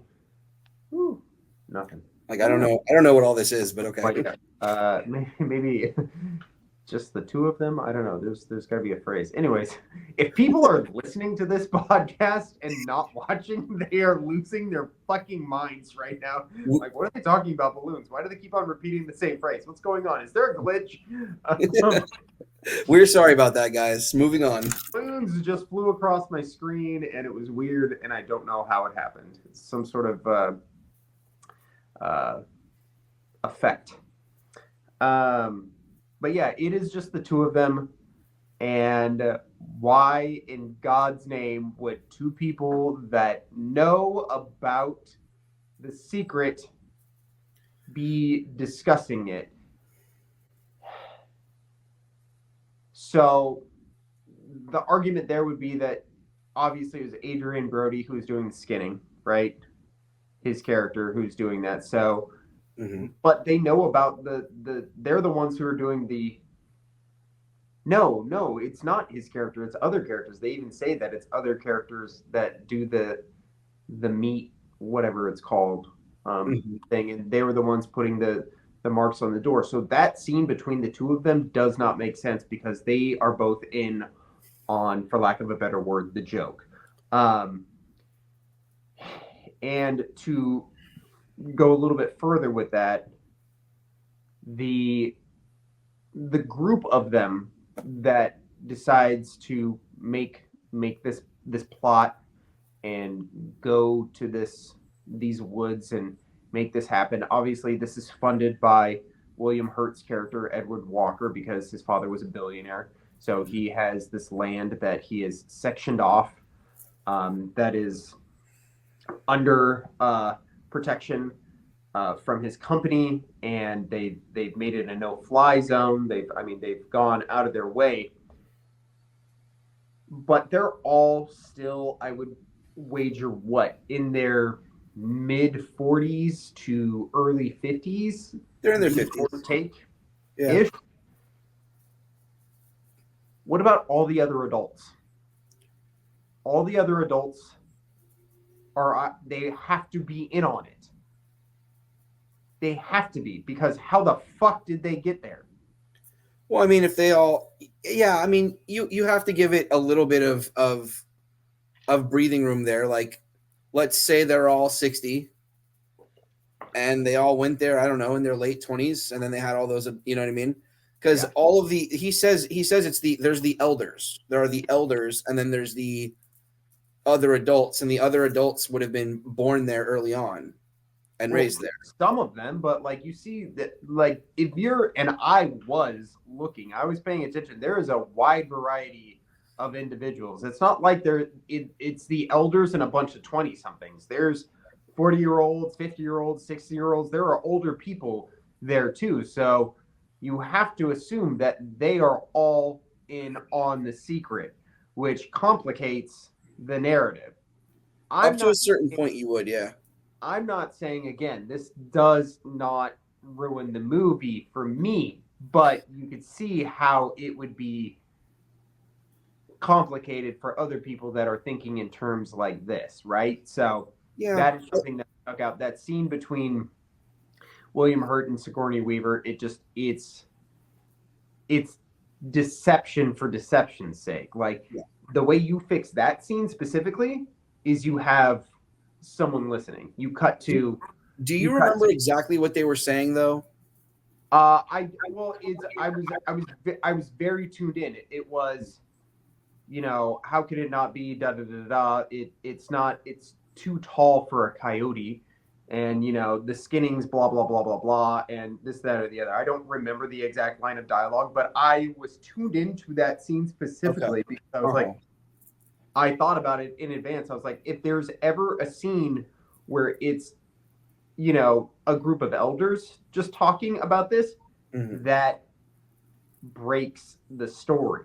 Yeah. Because why would they lie to each other about it? Why would they keep it up if no one's there? So again, that scene is fixed if you have Ivy listening in, if you have Lucius listening in, if you have any of those other people, if you just cut to them on the other side of the barn, they're right next to a wall, like of a barn or something like that.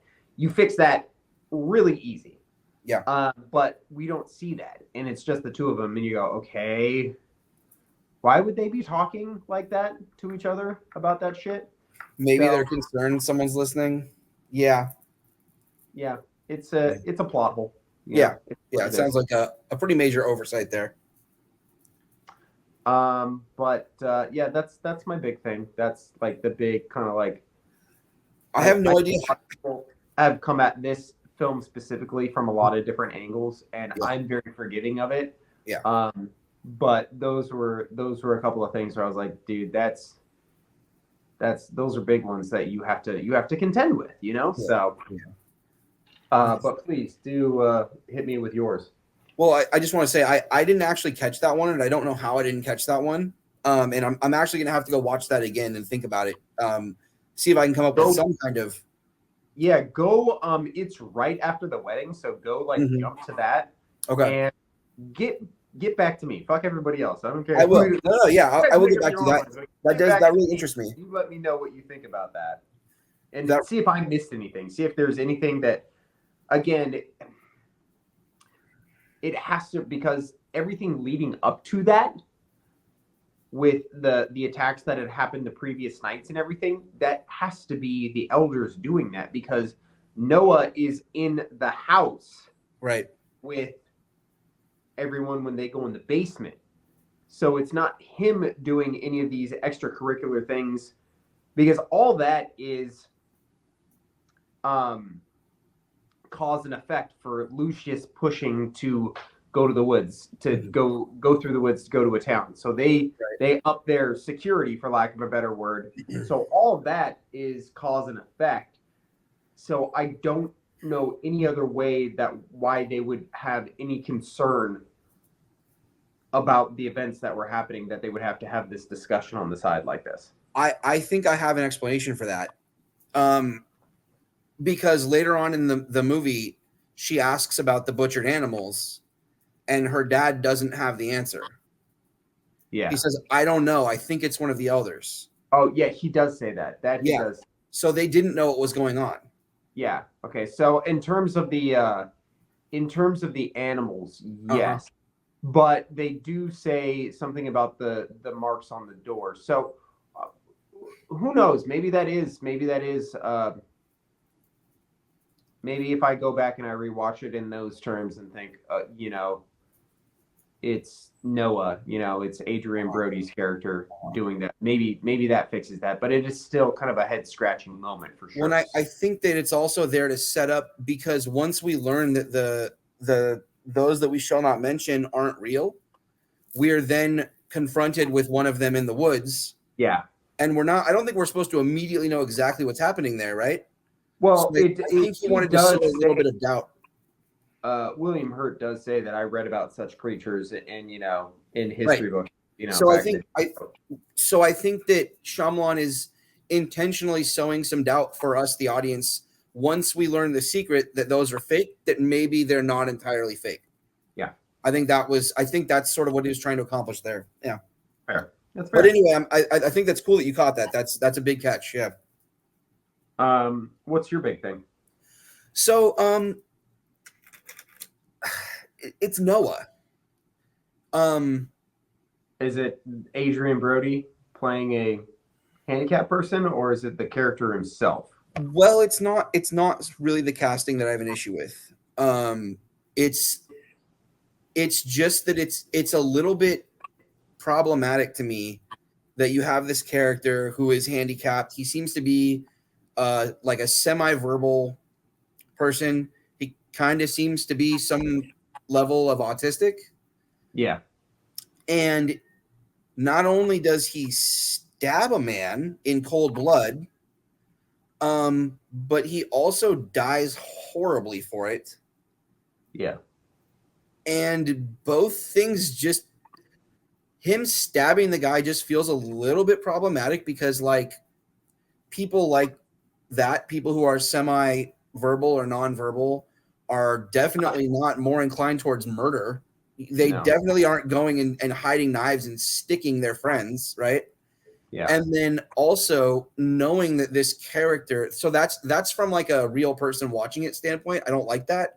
But then from like a story standpoint, this sort of triumphant moment where she defeats the monster also involves this handicapped and deeply disturbed and unsupported person dying terribly.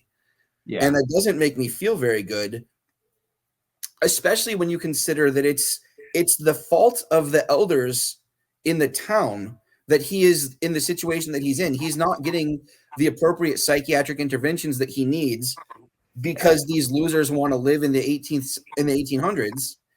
Yeah. And there is nothing in the story acknowledges that it's the responsibility of these people that he is in the situation that he's in, that he's the way that he is, and that now he has been horribly killed, or that he nearly horribly killed his friend. Within the context of the story, there's nothing really acknowledging that. Yeah. And it just makes me fucking sad, dude. I don't know. It feels icky. It doesn't feel right to me. Yeah, I think that does kind of well, unfortunately, it does kind of, I don't want to, throw our boy under the bus here, but it does kind of harken back to what you discussed in terms of Split. Yeah, And kind of that does. exploitative to a point as well. Mm-hmm. You know, yeah, I mean, there's really there's no defense of it, and it is very tragic. I mean, if we still kind of pull back and look at this as um a narrative that is commenting on society, then it does make sense in those terms because you have the people that are up top, Mm-hmm. keeping people sick and unwell, and then those sick, unwell people do things that are violent and aggressive and then get punished for them because they were not given the help that they needed. And in those terms, that narrative works very well. On that metatextual level, it does. I agree with that. Yeah. I agree. It's like there's a lot. The very ending of this movie leaves a lot to be desired because there's a lot of threads that don't necessarily get tied up. Mm-hmm. Noah's death, I feel like Shyamalan shoots it in a very tragic and sad way when he dies. I concur. And I think he should be credited for that. I think when we see him actually dying in the hole, we're not supposed to feel good about it. And then when the news comes that she killed one of the monsters and his parents break down crying, I certainly agree that the implication of tragedy is there. Yeah. But like, couldn't he have just been like a guy? Yeah. Like, did he have to be like a disabled person? Couldn't he have just been like a regular dude? That was my thought when I was watching the movie. I was like, that element is not necessary to the plot. Uh-huh. even a little bit beyond the terms of, again, if the narrative is suggesting that people in power are staying in power and keeping everyone below suffering and in the dark Right. for their own benefit, Right. that is the narrative, then 1000%. And then the people below have to deal with the consequences of that, right? Yeah. Yeah. That, yeah. Yeah, you if got a that point there. really is the underlying narrative, then yes, that probably makes sense. But I still feel that you can tell the story without a mentally disabled person Mhm. at the forefront of it. It could just be a jealous boyfriend. That story works just as good. You know what I mean? It works even better because then you can see there's villainous intent. Mm-hmm. And you could make it somebody who's friends with Lucius, Yeah, absolutely. so that there's plenty of dramatic weight there. You know what I mean? Well, they even dabble with that with the sisters, where you just take that whole element out of it and just put that part of the script toward the Noah character. You know, Noah's in love with Ivy. Lucius is in love with Ivy. That right there solves the Lucius problem, because then you get a better dynamic character out of it, because he has to make a point of his affections. Where Ivy's in love with Lucius, but this Noah character is, kind of becomes a little bit of a Count of Monte Cristo sort of situation in that regard, if you've ever seen that film. Yeah. I love that movie. The movie and the novel, amazing. I've never read the novel, dude. I've seen both film adaptations. I've never read the novel. Is it good? Is it really fucking good? It's the best. It's so good. It's so good, dude. Yeah. I feel like I feel guilt right now. Yeah. I'm being called out. Put it on the list. But yeah, no, I agree. That was, yeah, like, I don't know, 3/4 of the way through the movie, I was just like, this is not, he does not need to, there's nothing in the narrative that really needs him to be disabled. There's nothing that really, serves, again, unless Shyamalan is just miles ahead of us in the story that he's trying to tell, which he very well may be. I don't want to. He may be, yeah. I don't want to take away nor give anything in that regard, but yeah, that is a very astute observation for sure, my friend.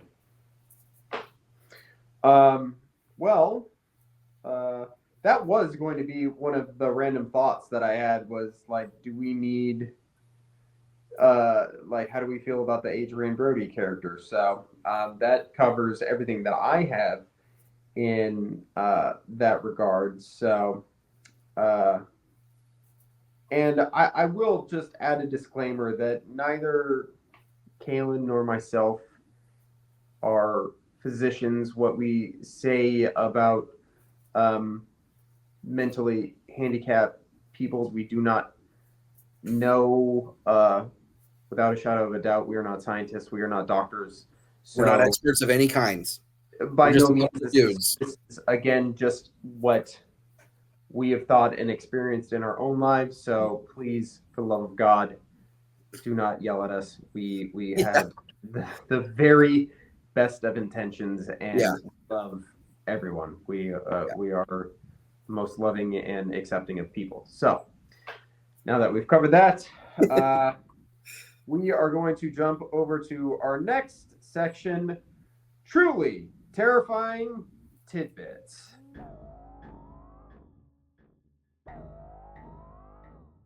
So here at Truly Terrifying Tidbits, we are just going to talk about the scary parts of this movie. We are like back in a proper horror movie, right? For a change. It's been a minute. It's been a piping hot minute. What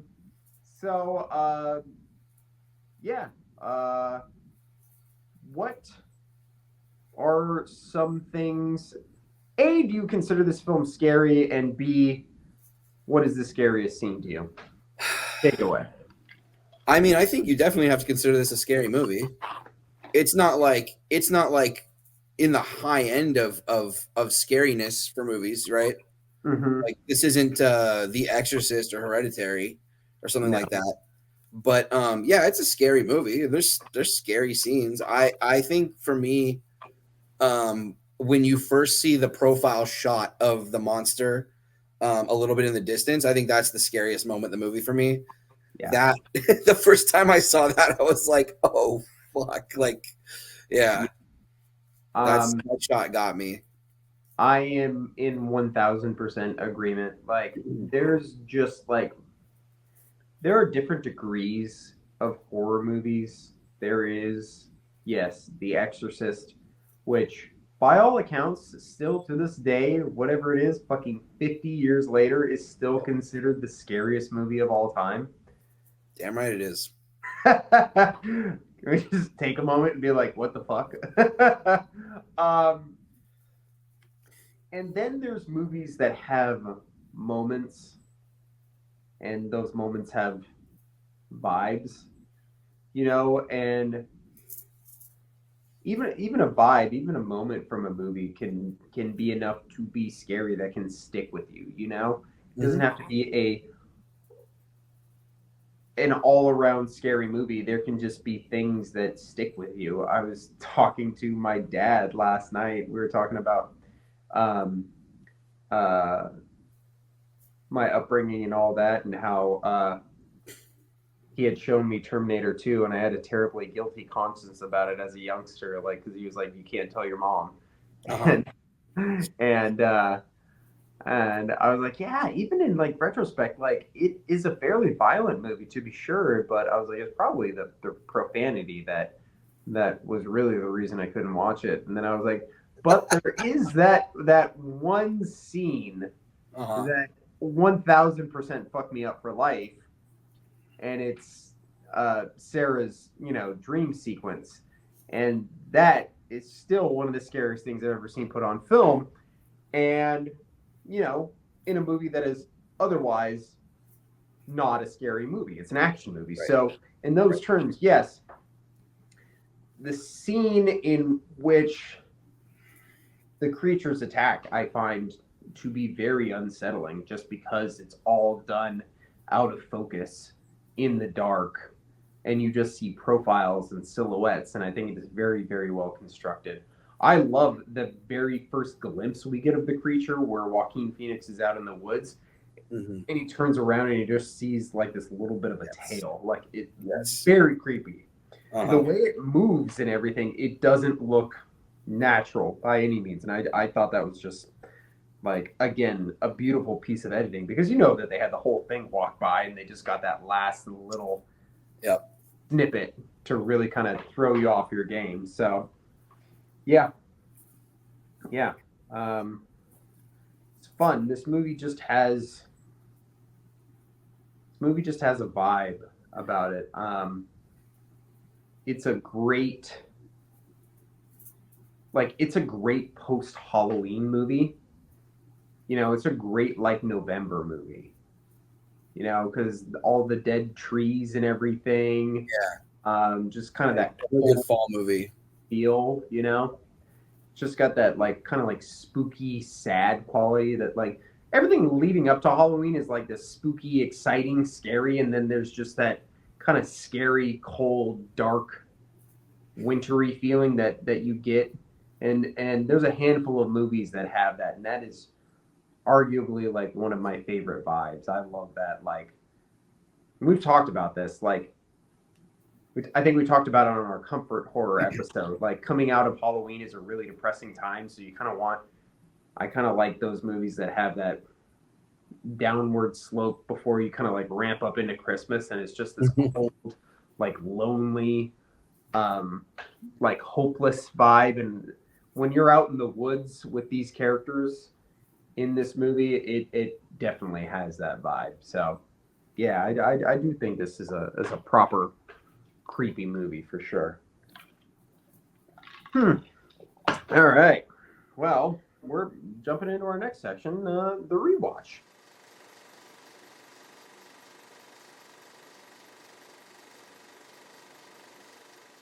Here at the rewatch, we discuss the film's rewatch value and how we would get other people to enjoy and rewatch this movie with us.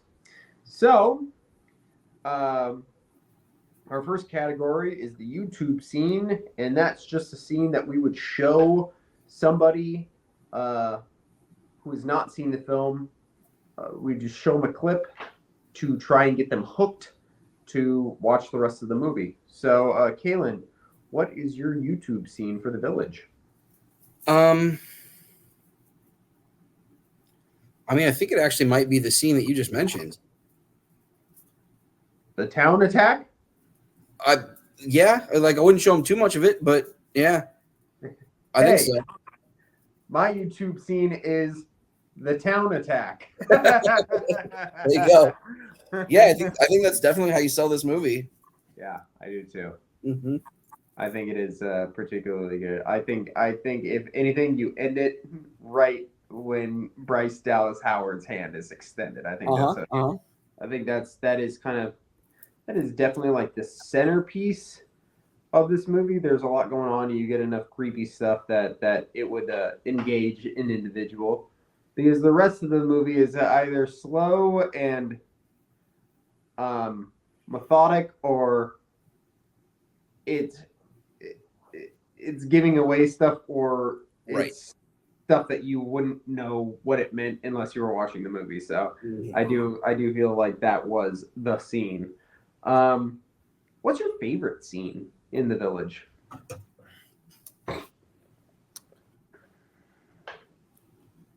The porch. Yeah. Yeah. By a lot, honestly. Yeah, it is. Like it's I think that we get a lot of very poorly done love stories in Hollywood and other media. And when I get a love story that's not just pandering to a specific demographic of a specific age range, of a specific gender, when I get just a good, well-told love story, I really appreciate it. And especially if it's in a scary movie. Yeah. I mean, makes it, well, I mean, that's a great thing about if you can tell a good love story inside a horror movie, your emotions are heightened. Because of the horror, which means that you probably engage with that love story just a little bit more than you would a standard rom-com or something like that, you know?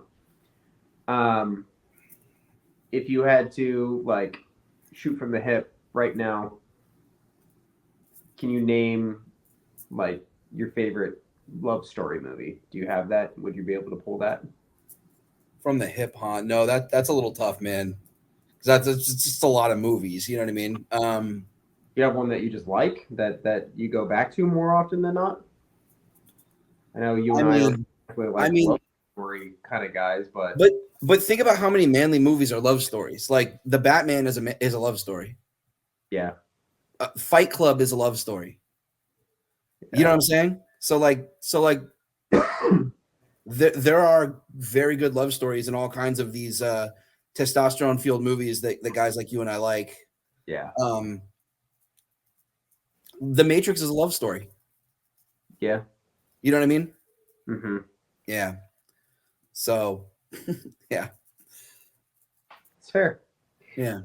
For myself, my favorite scene is the scene in which William Hurt defends his decision to send Ivy into the woods. Like I said before, I think it is powerfully acted. It has some phenomenal dialogue, and it's just kind of left me with my jaw on the floor. Just like as a scene, I thought it was just so well done. And it moved me. It literally moved me. Just that, again, like I will reiterate that beautiful line of dialogue. The world moves for love. It kneels before it in awe.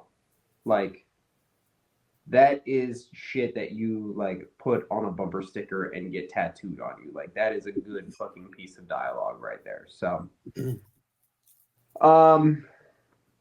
and out of 10, what would you rate the rewatch value of The Village? So I say this every time, but I think that giving rewatch value a number scale is a little bit tricky. No, I But agree. Hard. I guess I would say like a 5 or 6. Yeah. But to explain that, what I mean is this is a movie where once you know where the story is going, you do know where the story is going. Yes. And so it may not be something that you want to rewatch every month. But I'll tell you what, dude, I watched this like do you remember when I told you like I had watched this recently? It was a few months ago. Yeah. You I did. watched this a few months ago, and then I had to watch it, to be fully prepared for the podcast. And I was a little bit concerned about not being in the mood to watch it again. And as soon as I turned it on, I was very happy to be watching it again. So I definitely think it has a decent amount of rewatch value. Maybe not quite as much as like Signs, but Yeah, that. yeah, I can't yeah, I wait mean, to talk about that film's rewatch same. value. It's we're gonna need a bigger scale. That's right. I agree. Considering that I've rewatched this film twice in 20 years.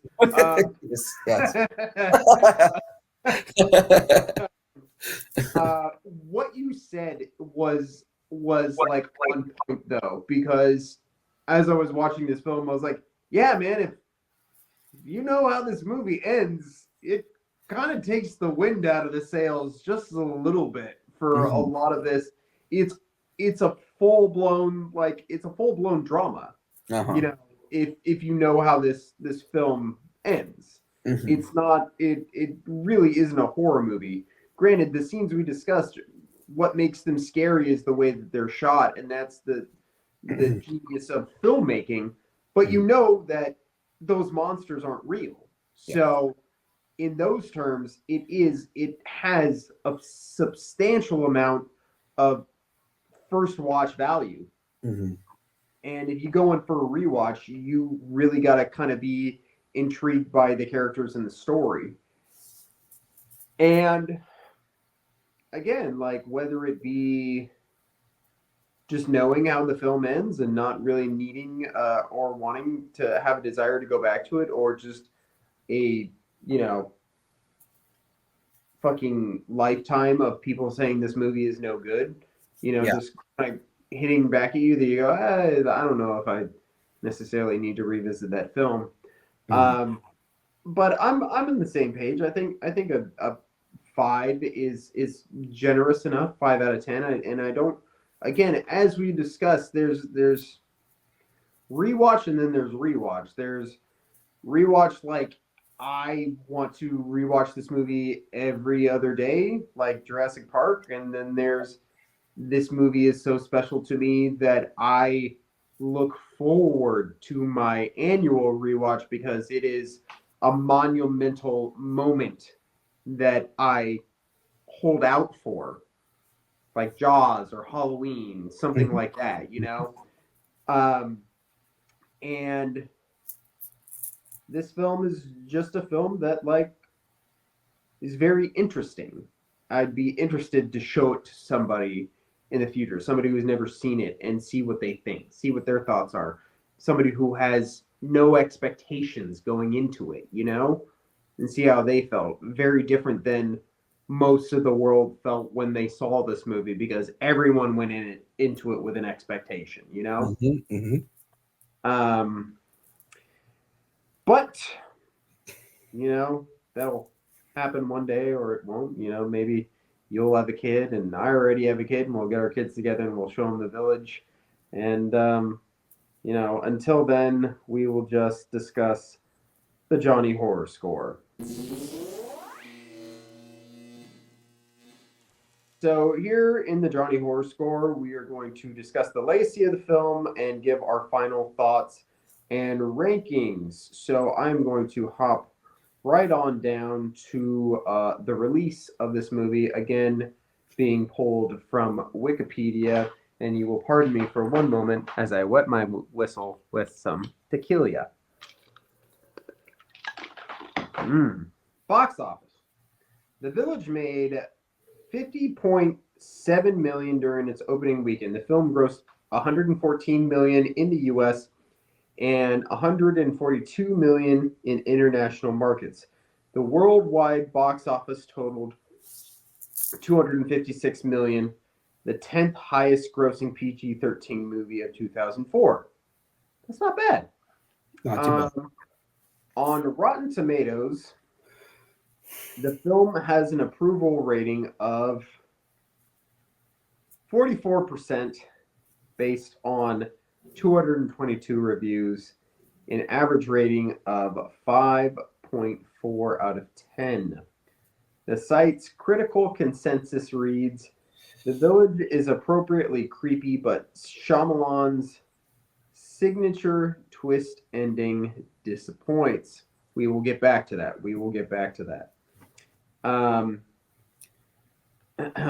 At Metacritic, the film holds a 44 out of 100 based on 40 reviews, indicating mixed or average reviews. Audience surveyed by CinemaScore gave the film a grade C on a A+ to F scale.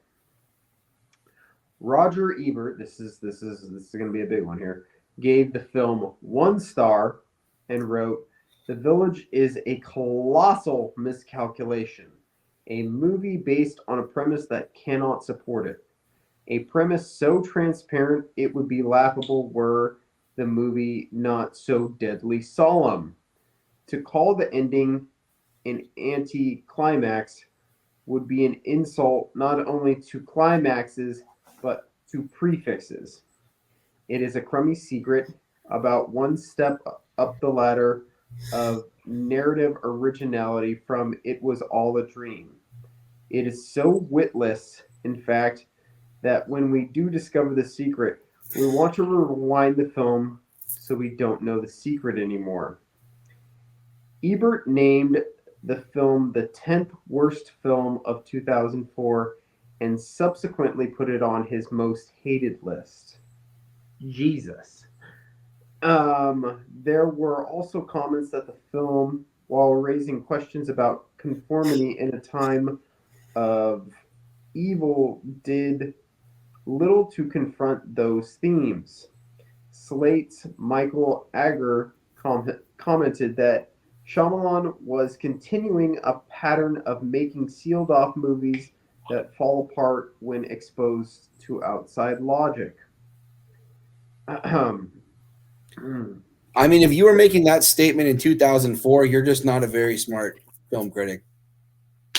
I mean, I feel like we agree that most of the film critics that we read from here are not smart. Our boy Roger Ebert aside, he has a very complicated relationship with horror movies, but we will get back to him in a moment. Yep. The movie had a number of admirers. Critic Jeffrey Westhoff commented that though the film had its shortcomings, these did not necessarily render it a bad movie, and that Shyamalan's orchestration of mood and terror is as adroit as ever. Philip Horn of the Daily Telegraph, in a later review, noted that this is exquisitely crafted allegory of American soul searching seems to have been widely misunderstood. Agreed. The film has received some additional positive reviews since its release, including Emily St. James of Vox and Chris Evangelista of Slash Film, who thought it was one of Shyamalan's best films. Adam Chitwood of Collider, who praised the ending, the performances of Howard Phoenix and Hurt, and the cinematography, and Kaylee Donaldson of Sci-Fi Wire, who praised the cinematography and said, "The film stands as one of the strongest representations of Shyamalan's ethos, for better or worse." Carlos Morales of IGN argued that the film was misunderstood at the time of its release because it was mistaken as a horror film, and also because of the audience expectations that it had been built up by Shyamalan's 3 previous films. The real twist was that the movie that they wanted wasn't the one Shyamalan made. Agreed.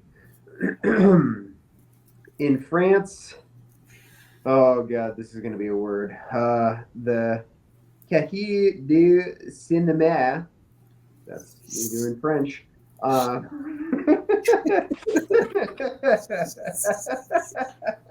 Dude, our one French listener just threw his phone across the room.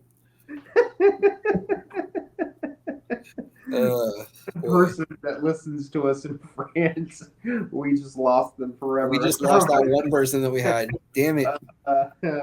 Praised the movie, putting it in second place in their 2004 annual top list. Simon and Schuster's publishers of the 1995 young adult book Running Out of Time by Margaret Peterson Haddix claimed that the film had taken ideas from her book.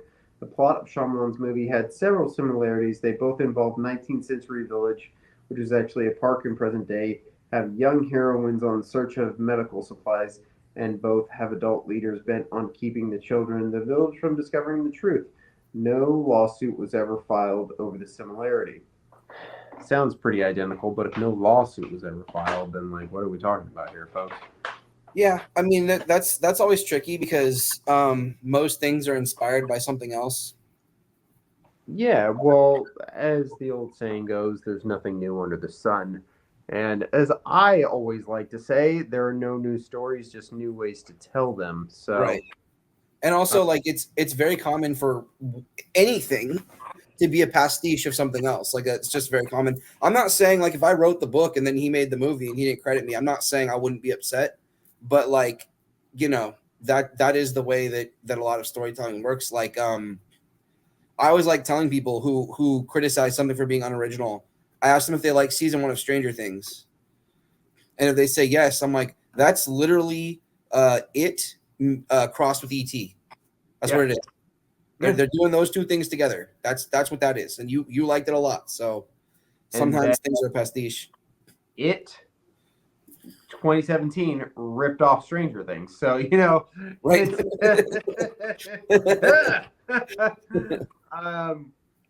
But let's go back.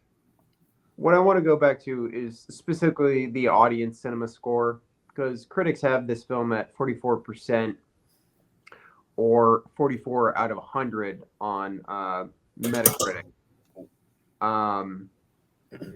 But audiences have it at about a C out of an A plus to F scale, which I would say is not terribly unfair. Like, we'll get to our ratings in a minute, but I don't feel like that's terribly off base from what I rate this movie. I feel like a C is kind of given this really derogatory term in terms of education, but a C is still a passing grade, folks. I would not consider The Village an A plus film, particularly in terms of Shyamalan's filmography. Like, if I was going to rate his filmography, which we might even get to later this year, I don't think this is going to be in my top 3 for him. But I don't know. What do you make of that score? Do you have any thoughts about that? Is that too high, too low? You know, it seems totally par of the course for general audiences. Horror movies rarely get anything above a B ever. Yeah. They usually get C, like anywhere from like a D to a C plus, right? Like most horror movies. You know, I don't want to sound smug here, but I don't take like the absolute, if the sample size is just like the whole world, I don't take it so seriously if it gets like a C, because like not everyone, like we were talking about all the subtleties in this movie, like not everyone was paying attention to the subtleties in the movie. We talk about how like, oh, the twist isn't good enough. Like if you watch this movie and your rating is based on how much you did or didn't like the twist, I'm not really interested in your opinion. You know what I mean? Because you're not really judging this as a complete work for all of its value or all of its flaws. You're just focused on your immediate emotional reaction. Because like there are people that could just like go to a movie theater and be like a little bit hungry and had a bad day at work and then give a movie a bad rating because all they're focused on is their immediate emotional reaction. They're not focused on what's actually present within the piece of art itself. Well, I mean, that's also like, I mean, that's you know, you and me being people that work in the restaurant industry and dealing with humans on a daily basis. We kind of see that in more upfront terms because we deal with that all the time. People just come in wanting to be angry at somebody for something, and because they are paying money, they decide that we can be those people that they can be mad at. And I've had it where I've discussed movies with people and they're like, "Oh, I didn't like it." Why? Well, it wasn't good. What wasn't good about it? Well, I don't know. It was just it was cheesy. Okay, what was cheesy about it? What would you have done differently? Like, explain. Like, Right. have you ever in your life tried to attempt something as hard as making a movie? I seriously fucking doubt it. Yep.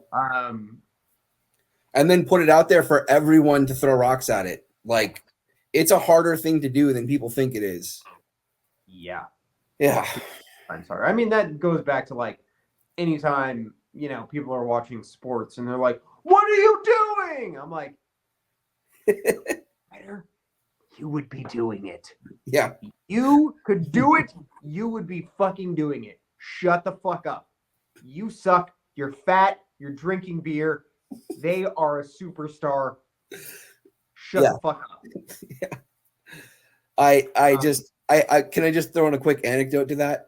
Yes. There was recently, before the basketball season ended, I was watching a Lakers game at work, and I made a comment to like a guest, like I was like, "Oh wow, like LeBron's balling out," and he was just like, "No, that guy's a bitch." And one of my coworkers who was behind the bar just like kind of like walked away from the guy and like didn't say anything.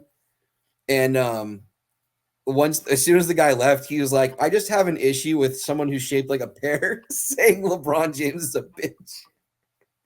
It's not even funny. He said the guy was shaped like a pear, but he's right. Like, I was like, whoop, you know? It's like, yeah. I'm sorry, but again, any fucking civilian that wants to talk trash about my personal preferences aside, as far as I'm concerned, the greatest player to ever have played the game is Michael Jordan. But LeBron James cannot be denied. So anybody who ever wants to talk trash and say this, that, or the other about him, guess what? He is fucking incredible. Right. What he does. Right. Like, whether you like him or not, like, he's good at it. Yeah. I'm sorry. The man is really old for the sport, and he's still kicking most people's asses. So, I digress. Yes, for sure. We're going to go back to Shyamalan, who is also really old for the sport and still kicking people's ass. My point there, though, was what you were just saying about how, like, you'll ask someone, like, okay, what was cheesy? What was wrong with it? What didn't you like? What would you have done differently? My thing is that I don't take a person's opinion on film very seriously if they can't answer those questions.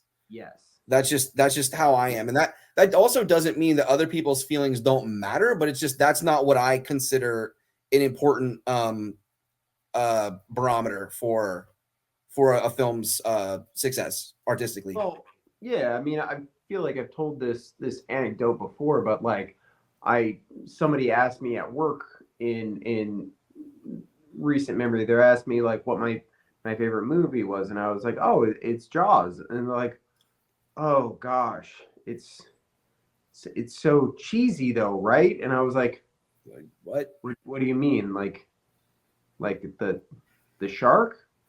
Like me just being like, well, yeah, like, I mean, the shark doesn't exactly look real, but like the 70s. Right. Yeah. So what? Yeah. And it looks better than most other sharks that have ever been put to screen still. Still to this day, 50 years later. But I was like, what do you mean? And she's like, oh, just like the music. And I was like, the music? The music is cheesy. I'm sorry, have you ever seen the movie? And she's like, oh, no. And I was like, and in those terms, like I had to like pull myself out and go, it has superseded cinema. It has superseded pop culture. It is superseded kids in the pool playing Jaws with each other. It's a joke at this point. The music is a joke. The music used to be scary, but because it's been done and done and done and done, no pun intended there, folks. It's lost its power. But I swear to God, if you're in the ocean and you hear that music, you're fucked. But I agree. Like it's like you and me, we have these conversations because we appreciate the art form and we aspire to be a part of that art form in some way, shape, or another. I even have a hard time criticizing films these days because I want to be a part of it so bad. And it's like, how could I criticize these people that are actually doing the fucking thing that Right. I can't even do? Like, 100%, so 100%. it really is a catch-22, but we just see it in terms of like, all right, well, if we ever get that opportunity, let's, cross our I's and dot our T's and strike that, reverse it. But you know what I mean. And all this goes back to this statement here, which kind of deals with expectation, which is the village is appropriately creepy, but Shyamalan's signature twist ending disappoints. And that is a fucking problem because it goes back to people who have expectations, and for lack of a better phrase, those expectations are stupid. They're stupid. The general population, guess what? We're stupid. We're really, really dumb. And the things that we think we want get us in trouble because then we end up with fucking 20 years of Marvel movies. And some of them are really, really good, but they're not really good anymore. And you can see the decline in how when people get angry about certain things, studios respond to that, and they respond in droves in really bad ways. And they respond by trying to make everything safe, everything a sure bet. Yes. And as you do that, you whittle away at the boundaries of what we can do with these stories. The problem that I have here, the biggest problem I have with this situation is that these are professional fucking film critics and they should know better. So when Steve at work doesn't like a good movie, I don't really get too bent out of shape about it. But when a film critic of a high stature says, the twist's not good enough, I'm like, you probably shouldn't have that job. I mean, like Roger Ebert having this on his most hated list, I'm astounded. Like, dude, I know the amount of movies you have to watch. Mm-hmm. And The Village, guess what? It ain't one of the worst ones. A bad movie. No, it's not a bad movie, dog. A great movie, right? But it is certainly not worthy of disdain. It is a finely crafted picture, with, like I said, you can make the argument that maybe it's not a good film, but it is certainly an interesting one. Yeah, and it's not a terrible one by any standard. Yeah, no, and his The Village is a colossal miscalculation based on a premise that cannot support it, a premise so transparent that it would be laughable, where the movie were the movie not so deadly solemn. To call the ending anticlimactic would be not only an insult to climaxes but to prefixes. A it's a crummy secret about a step up the ladder of a narrative originality from It Was All a Dream. It is so witless, in fact, that when we discover the secret, we want to rewind it so we don't know the secret anymore. I mean, that is fucking mean. That's just mean. It is. Like, and it's also kind of bullshit, man. Like saying that it's a narrative step up from It Was Just a Dream. Like, no, not really, dude. Not really. And here's the thing, dude. I love Roger Ebert. Roger Ebert was the man, but yeah, he occasionally had misses where he would miss by a lot. yeah. And that was one of them. Like I remember two reviews of his come straight to my mind immediately. I remember when he reviewed The Thing, John Carpenter's The Thing, and he basically argued that if you had a buddy system, the whole movie falls apart. And I'm just like, what are you talking about? And like he was saying it so definitively and so arrogantly. Like, what a preposterous film. All you have to do is have a buddy system, and this whole movie is nonsense. And it's like, did you see the movie? Like, I don't think you saw the movie that I saw. And then another one where I remember he gave 2002 Sam Raimi's Spider-Man. He gave it like a very negative review. And this was a video review. And Gene Siskel is talking about how it's like it's a return to like Richard Donner, and it's this fun movie, and it's colorful and triumphant, and it's funny and it's exciting and it has heart. And he's just like, no, the VFX aren't perfect. It feels too weightless. What a terrible movie. And it's just like, what? And Siskel makes fun of him for that. He was like, tell you what, he's like, I'll put a backpack on your lap so you can feel some weight. Then you can watch the movie again and not be such a fuddy-duddy. Like, you know what I mean? Like, it's like you sound ridiculous right now. Yeah. Oh, damn, that's good. Yeah. Good. I know they were always a lot of time they were in agreement, but when they're not, that's fun. Yeah. Yeah, man, I agree. I mean, well, he is the two of them. God love them both. They, they were the legends when it came to film criticism. Yep. And we really got to give a lot more credit to Roger Ebert than we want to take away, because yeah, of course, without him we wouldn't have Halloween. Like there are a bunch of movies that like with his stamp without his stamp would not be, the genre would not be where it is today. 100%. But yeah, I agree. Like he gets it very wrong. I think this is just. I agree. I think he went to the film screening, had a bad day, didn't have any lunch, and was upset. It's just what he's saying here is just vicious for viciousness' sake. It doesn't feel earned. Like I've watched some bad movies in my days and been upset by how bad a movie was, but I've never been that fucking upset. And The Village certainly does not warrant that level of contempt. Yeah. So now that we got all that out of the way, Jesus God, what a fucking adventure that was. Kalen, do you want to give me your final thoughts and ranking on The Village? I'd probably give the movie like an 8 out of 10. I think that it's a clearly good film. There are times when I like a movie that the public generally hates or that the critics generally hate, where I think that there's a fair argument in both directions, or not even an argument, just like I understand why you see it this way and this is why I see it this way. I think with regards to The Village, I think the world is wrong and I think I'm right. Like The Village is a good movie. It's a well-made movie. Yeah, I know. But surprise, surprise, I think I'm right.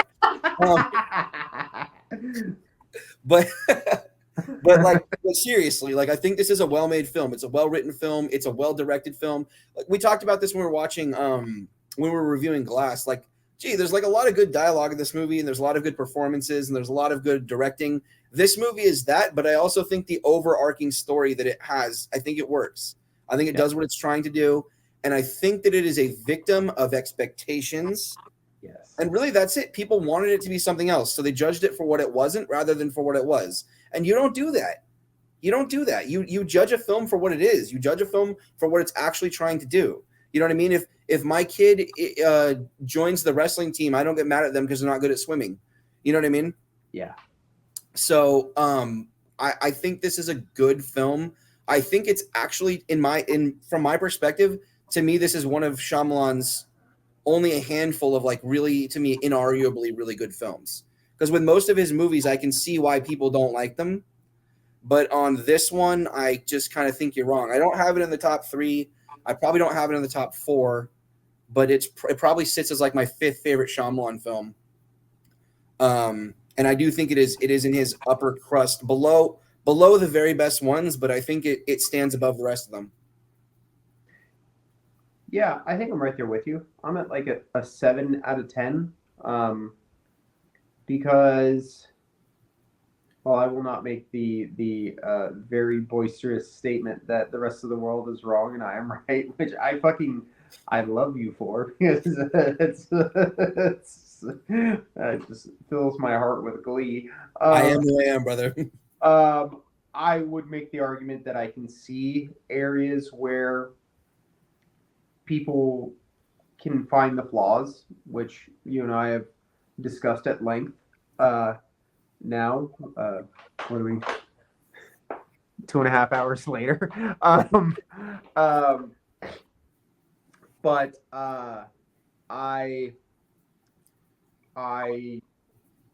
really enjoy this movie, and it was always a movie that I was like, I don't think it's as bad as people say. Like, I don't understand the hate. Like, I was a youngster when I saw this movie, and it was always very, and I keep on going back to this word, it was always very interesting to me. Whether or not it did what I wanted it to do, I was interested to see what was going to happen next. Mm-hmm. When she climbed over that wall and there was a fucking car, I was like, what? What are you talking about? What is going on here? What? Are you kidding me? I think if you're coming for twists, like, you've got your head up your ass. But you don't come to movies for twists. Yeah. Twists just happen in movies. And yeah. I feel like the twists and the turns in this movie are very good and very interesting. Nothing is ever going to be The Sixth Sense. That's just not going to happen. Mm-hmm. That was a once in a lifetime, everyone fucking drop their jaw to the floor moment. Yep. And it's so unfortunate that was all put on one man, that was what it was to be. Mm-hmm. I really feel that he breaks out of that with Unbreakable. I really agree. Do not feel like that there is a twist in Unbreakable. There's an ending in Right. Unbreakable, and if you really think about the film, it you can see that coming in a way that is very well structured and thought out and makes sense to the story. It really, really does. Mm-hmm. I don't think Signs necessarily has a twist. It doesn't have a twist. It doesn't. There's no twist in Signs. There's no more of a twist in Signs than there is in War of the Worlds. Absolutely. Exactly. Or of Independence Day. Right. There's just a way that aliens don't win. Right. Exactly. That's not a twist. I feel like the reveal in this film, and there's a couple. It's not just one. There are some very interesting reveals in this movie, and I feel like they are all earned. Mm-hmm. And if you go into a movie just expecting a twist, then unless that movie is The Mist, then you're probably going to be disappointed, you know? The Mist has arguably the best, worst ending in the history of cinema. Um, uh, but that's a discussion for another podcast. Um, yeah, I think this movie has so much baggage that is not its own. So many other people's baggage. The cinematography is great. The production design is great. The score is great. The performances are great. The writing is great. Um, and it's a fun ride. Even if you know how it ends, it's still enjoyable to see the story get there. So yeah, I think that puts the Johnny Horror score at a 7.5 out of 10. So I think that is a very fair rating for this film. One final question before we close out this section, Kalen. Um, what would you double feature The Village with if we were going to show it at the Johnny Horror Drive-In? I'm thinking for a movie that has kind of it's got similar things going on, but also a beautiful contrast. I'm thinking The Witch, 2015, The Witch. Yeah, I like that. Yeah. We still got that period piece vibe. Mm-hmm. So it's a period piece horror movie, but it goes in a wildly different direction. Would you show it before or after The Village? You show that one after The Village. Yeah. Because trying to watch The Village after that movie, you're just not going to be able to readjust exactly. to the vibe. I agree. Yeah. So I kind of have two. I really couldn't decide. My gut reaction was something that was not outright horror, a war movie rather, and it just kind of deals in the same sort of time period and has also a very beautiful score. And again, I'm not sure it works. I'm not sure if it's drive-in material, but it was the very first thing I thought of, and it's Last of the Mohicans. Oh wow. Okay. Yeah, like I said, that's wild. it's wild, but like yeah. You show that after The Village because it yes. is a running and gunning sort of movie. Yes. But there was just something there, and probably the one that I would absolutely show, and this is definitely one that's off the beaten path. It's a film called Eyes of Fire, and it is about this group of settlers, not unlike The Witch, that breaks off from their kind of like pilgrim settlement because they get ostracized and they go off trying to find a new place of living, and they find a place that is blessed by God, and then discover that it is haunted by dead Indians and spirits. And it is this 80s movie with some really great 80s effects, and is creepy and weird.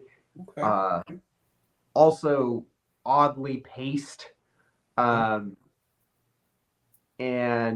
I don't know, like, I think it pairs best. Honestly, that double featured with The Witch is probably the best scenario. But it does. I do think it suits with The Village. I wouldn't be able to tell you if we watched that first or second, just because, like I said, both the pacing in The Village and in Eyes of Fire, they're both a little weird, so it'd be hard to figure out which one would play better. But I think that would definitely be the pick for the drive-in. If you've never seen it, you gotta come over and watch it with me, because I will. We'll do that. I'm gonna cover it on my reviews, because it is a very interesting movie, and just very much not seen. So, anyways, that's gonna wrap that up.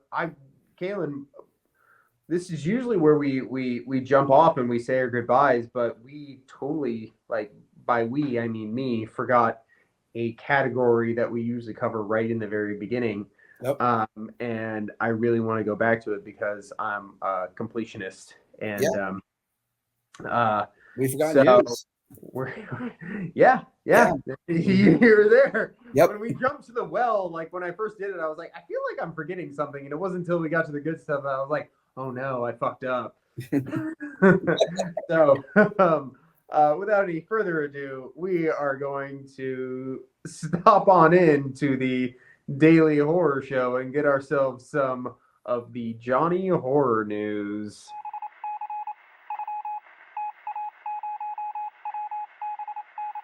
Johnny Horror News, we're just going to get caught up on anything and everything that is happening in the world of horror. Like I said, we usually do this segment very, very much in the very beginning, but your boy dropped the ball. So we're just going to knock this out really quick. Kalen, anything? I mean, I know what you want to talk about. It's what I want to talk about too. We've been teasing it for a while now, and we finally have a fucking trailer. Go ahead, take it away. Robert Eggers' Nosferatu, a film that he's been rumored to be working on for the last 10 years, finally dropped a trailer, and that movie will be debuting on Christmas Day this year.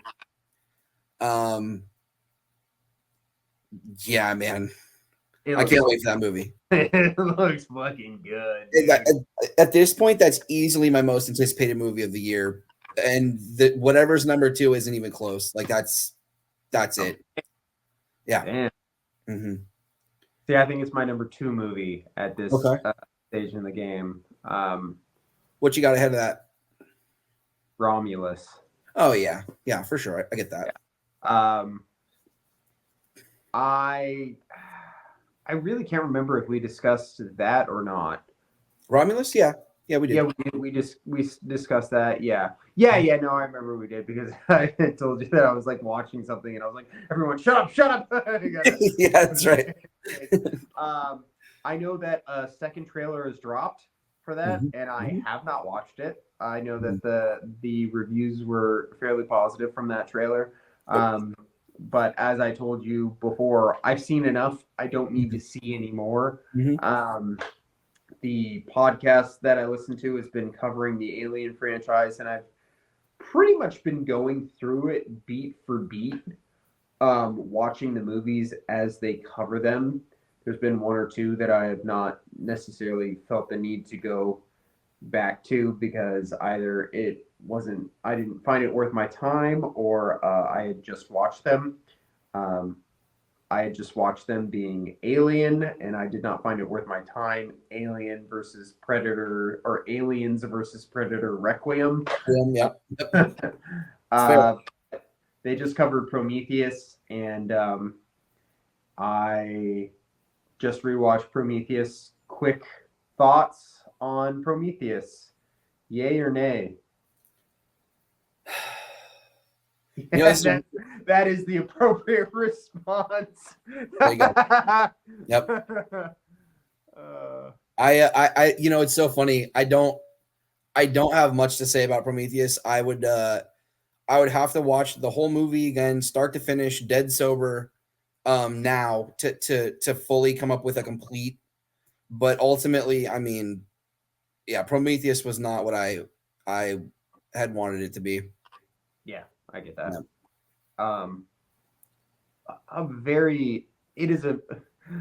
Here we go again. It's a very interesting movie, and I say interesting in like quotation marks. It is same, not the movie I wanted. I've made a lot more peace with it over the years, and I enjoy watching it. I thoroughly enjoy watching it. It's a beautiful movie with a lot of fun concepts and ideas, but oh boy, it complicates things. And I don't even think it complicates things as much as Alien Covenant does. And that's going to be the next movie I watch, and I am concerned because I've only watched that one once. Good luck, brother. I remember it being frustrating. The extended Ridley Scott Alien universe stuff for me is not my bag. Yeah, I agree. That's why I almost it's borderline fan fiction for me. Like Yep. I don't even know if I consider this shit canon, you know? Yeah. Yeah. Um for me, like we touched on this briefly. I really feel like you need to revisit 3. I Hmm. really feel like you need to revisit 3 because I think 3 is actually pretty darn good. Hmm. I don't think it's necessarily. It's never going to be one. Like one for me is a perfect film, and I love Aliens. I really do, but like Alien is the crown fucking jewel. But I think 3 has a lot more going on than people give it credit for, and I do think it's a wonderful cap to um, Ripley's story. So, anyways, but yeah, I got Romulus. I got Nosferatu. Um, has have we gotten trailers for anything else recently? Has anything else come out that you're jonesing for? I'm a little intoxicated and I can't. Well, it's okay. In August, we've got Trap, and then we've got Alien Romulus. So we've got some pretty good shit coming up here all in a row that I'm pretty excited about. Um, there is a new trailer for a new Hellboy movie All that called Hellboy the Crooked Man. It does look low budget, it which looks doesn't really low budget. scare me away personally. The Yeah, film is co-written by Mike Mignola, who actually created Hellboy and yeah. wrote and drew all the Hellboy comics. So, um, Well, the Hellboy actually looks more like the Hellboy from the comics. exactly. And so Uh, that's why I actually have some hope for that movie. Because yeah, Hellboy should be scary. It should be a horror story. yeah. Yeah. Um, Yeah, I saw that. I was interested. I watched the trailer. I wasn't. I did think I was like, oh, it's got a very. It does have a very low budget feel, It but does. that might be a very good thing. Who That's knows? exactly what I was thinking. That could mean way less interference. Yeah. Hmm. I feel like you and I, like we already discussed, we're going to talk about Trap, but Yep. I don't know how you and I could not go see that movie together. So that Oh yeah, we got is it. definitely got to be what's happening. So, Definitely. um, as far as timeline goes, like I had tried to figure out whether or not what our next Shyamalan movie was going to be, but that makes sense that that would probably be that one, right? Because by the Hmm. time this drops, so yeah, there it is. There you go, folks. There's our next episode is going to be Trapped, the new M Night Shyamalan movie starring Josh Hartnett, who I am actually a pretty big fan of. So, Them too. um, all right, buddy. Well, that is all pretty fantastic. Thank you so much for, dude. We're almost at fucking 3 hours on The Village, for Christ's sake. That's right. Come on, folks. What other podcast is doing 3 hours on The Village? That's right. No one. Come on, get the fuck out of here. You're welcome. Enjoy this shit. Um, yeah. So we got Trap to look forward to. We still have a number of other Shyamalan movies that we want to cover. I don't know how many we're going to get to before the year is out, but I know for a fact that we will 1000% be discussing Signs in either September or October, folks. So get ready for that because that is going to be our big event of the year because there will be multiple people involved in that podcast because everyone who I've ever had on this podcast has almost exclusively and unanimously agreed that Signs is a fucking kick-ass movie. And yeah, no one here. We're putting all our cards on the table already. But like, if you Yeah. like Signs and you like Aliens and you like M Night Shyamalan, just fucking put that shit on your calendars because we're gonna get ready to talk about that. But until then, we are just gonna keep on talking about movies, and hopefully you guys enjoy listening to us talk about them. I am one of your hosts, Johnny Horror, and with me, the undeniable, fantastic little brother of Ron Swanson, Kalen Behrman, and we are the Johnny Horror Podcast. And we will see you motherfuckers on the flip side. Adios, muchachos.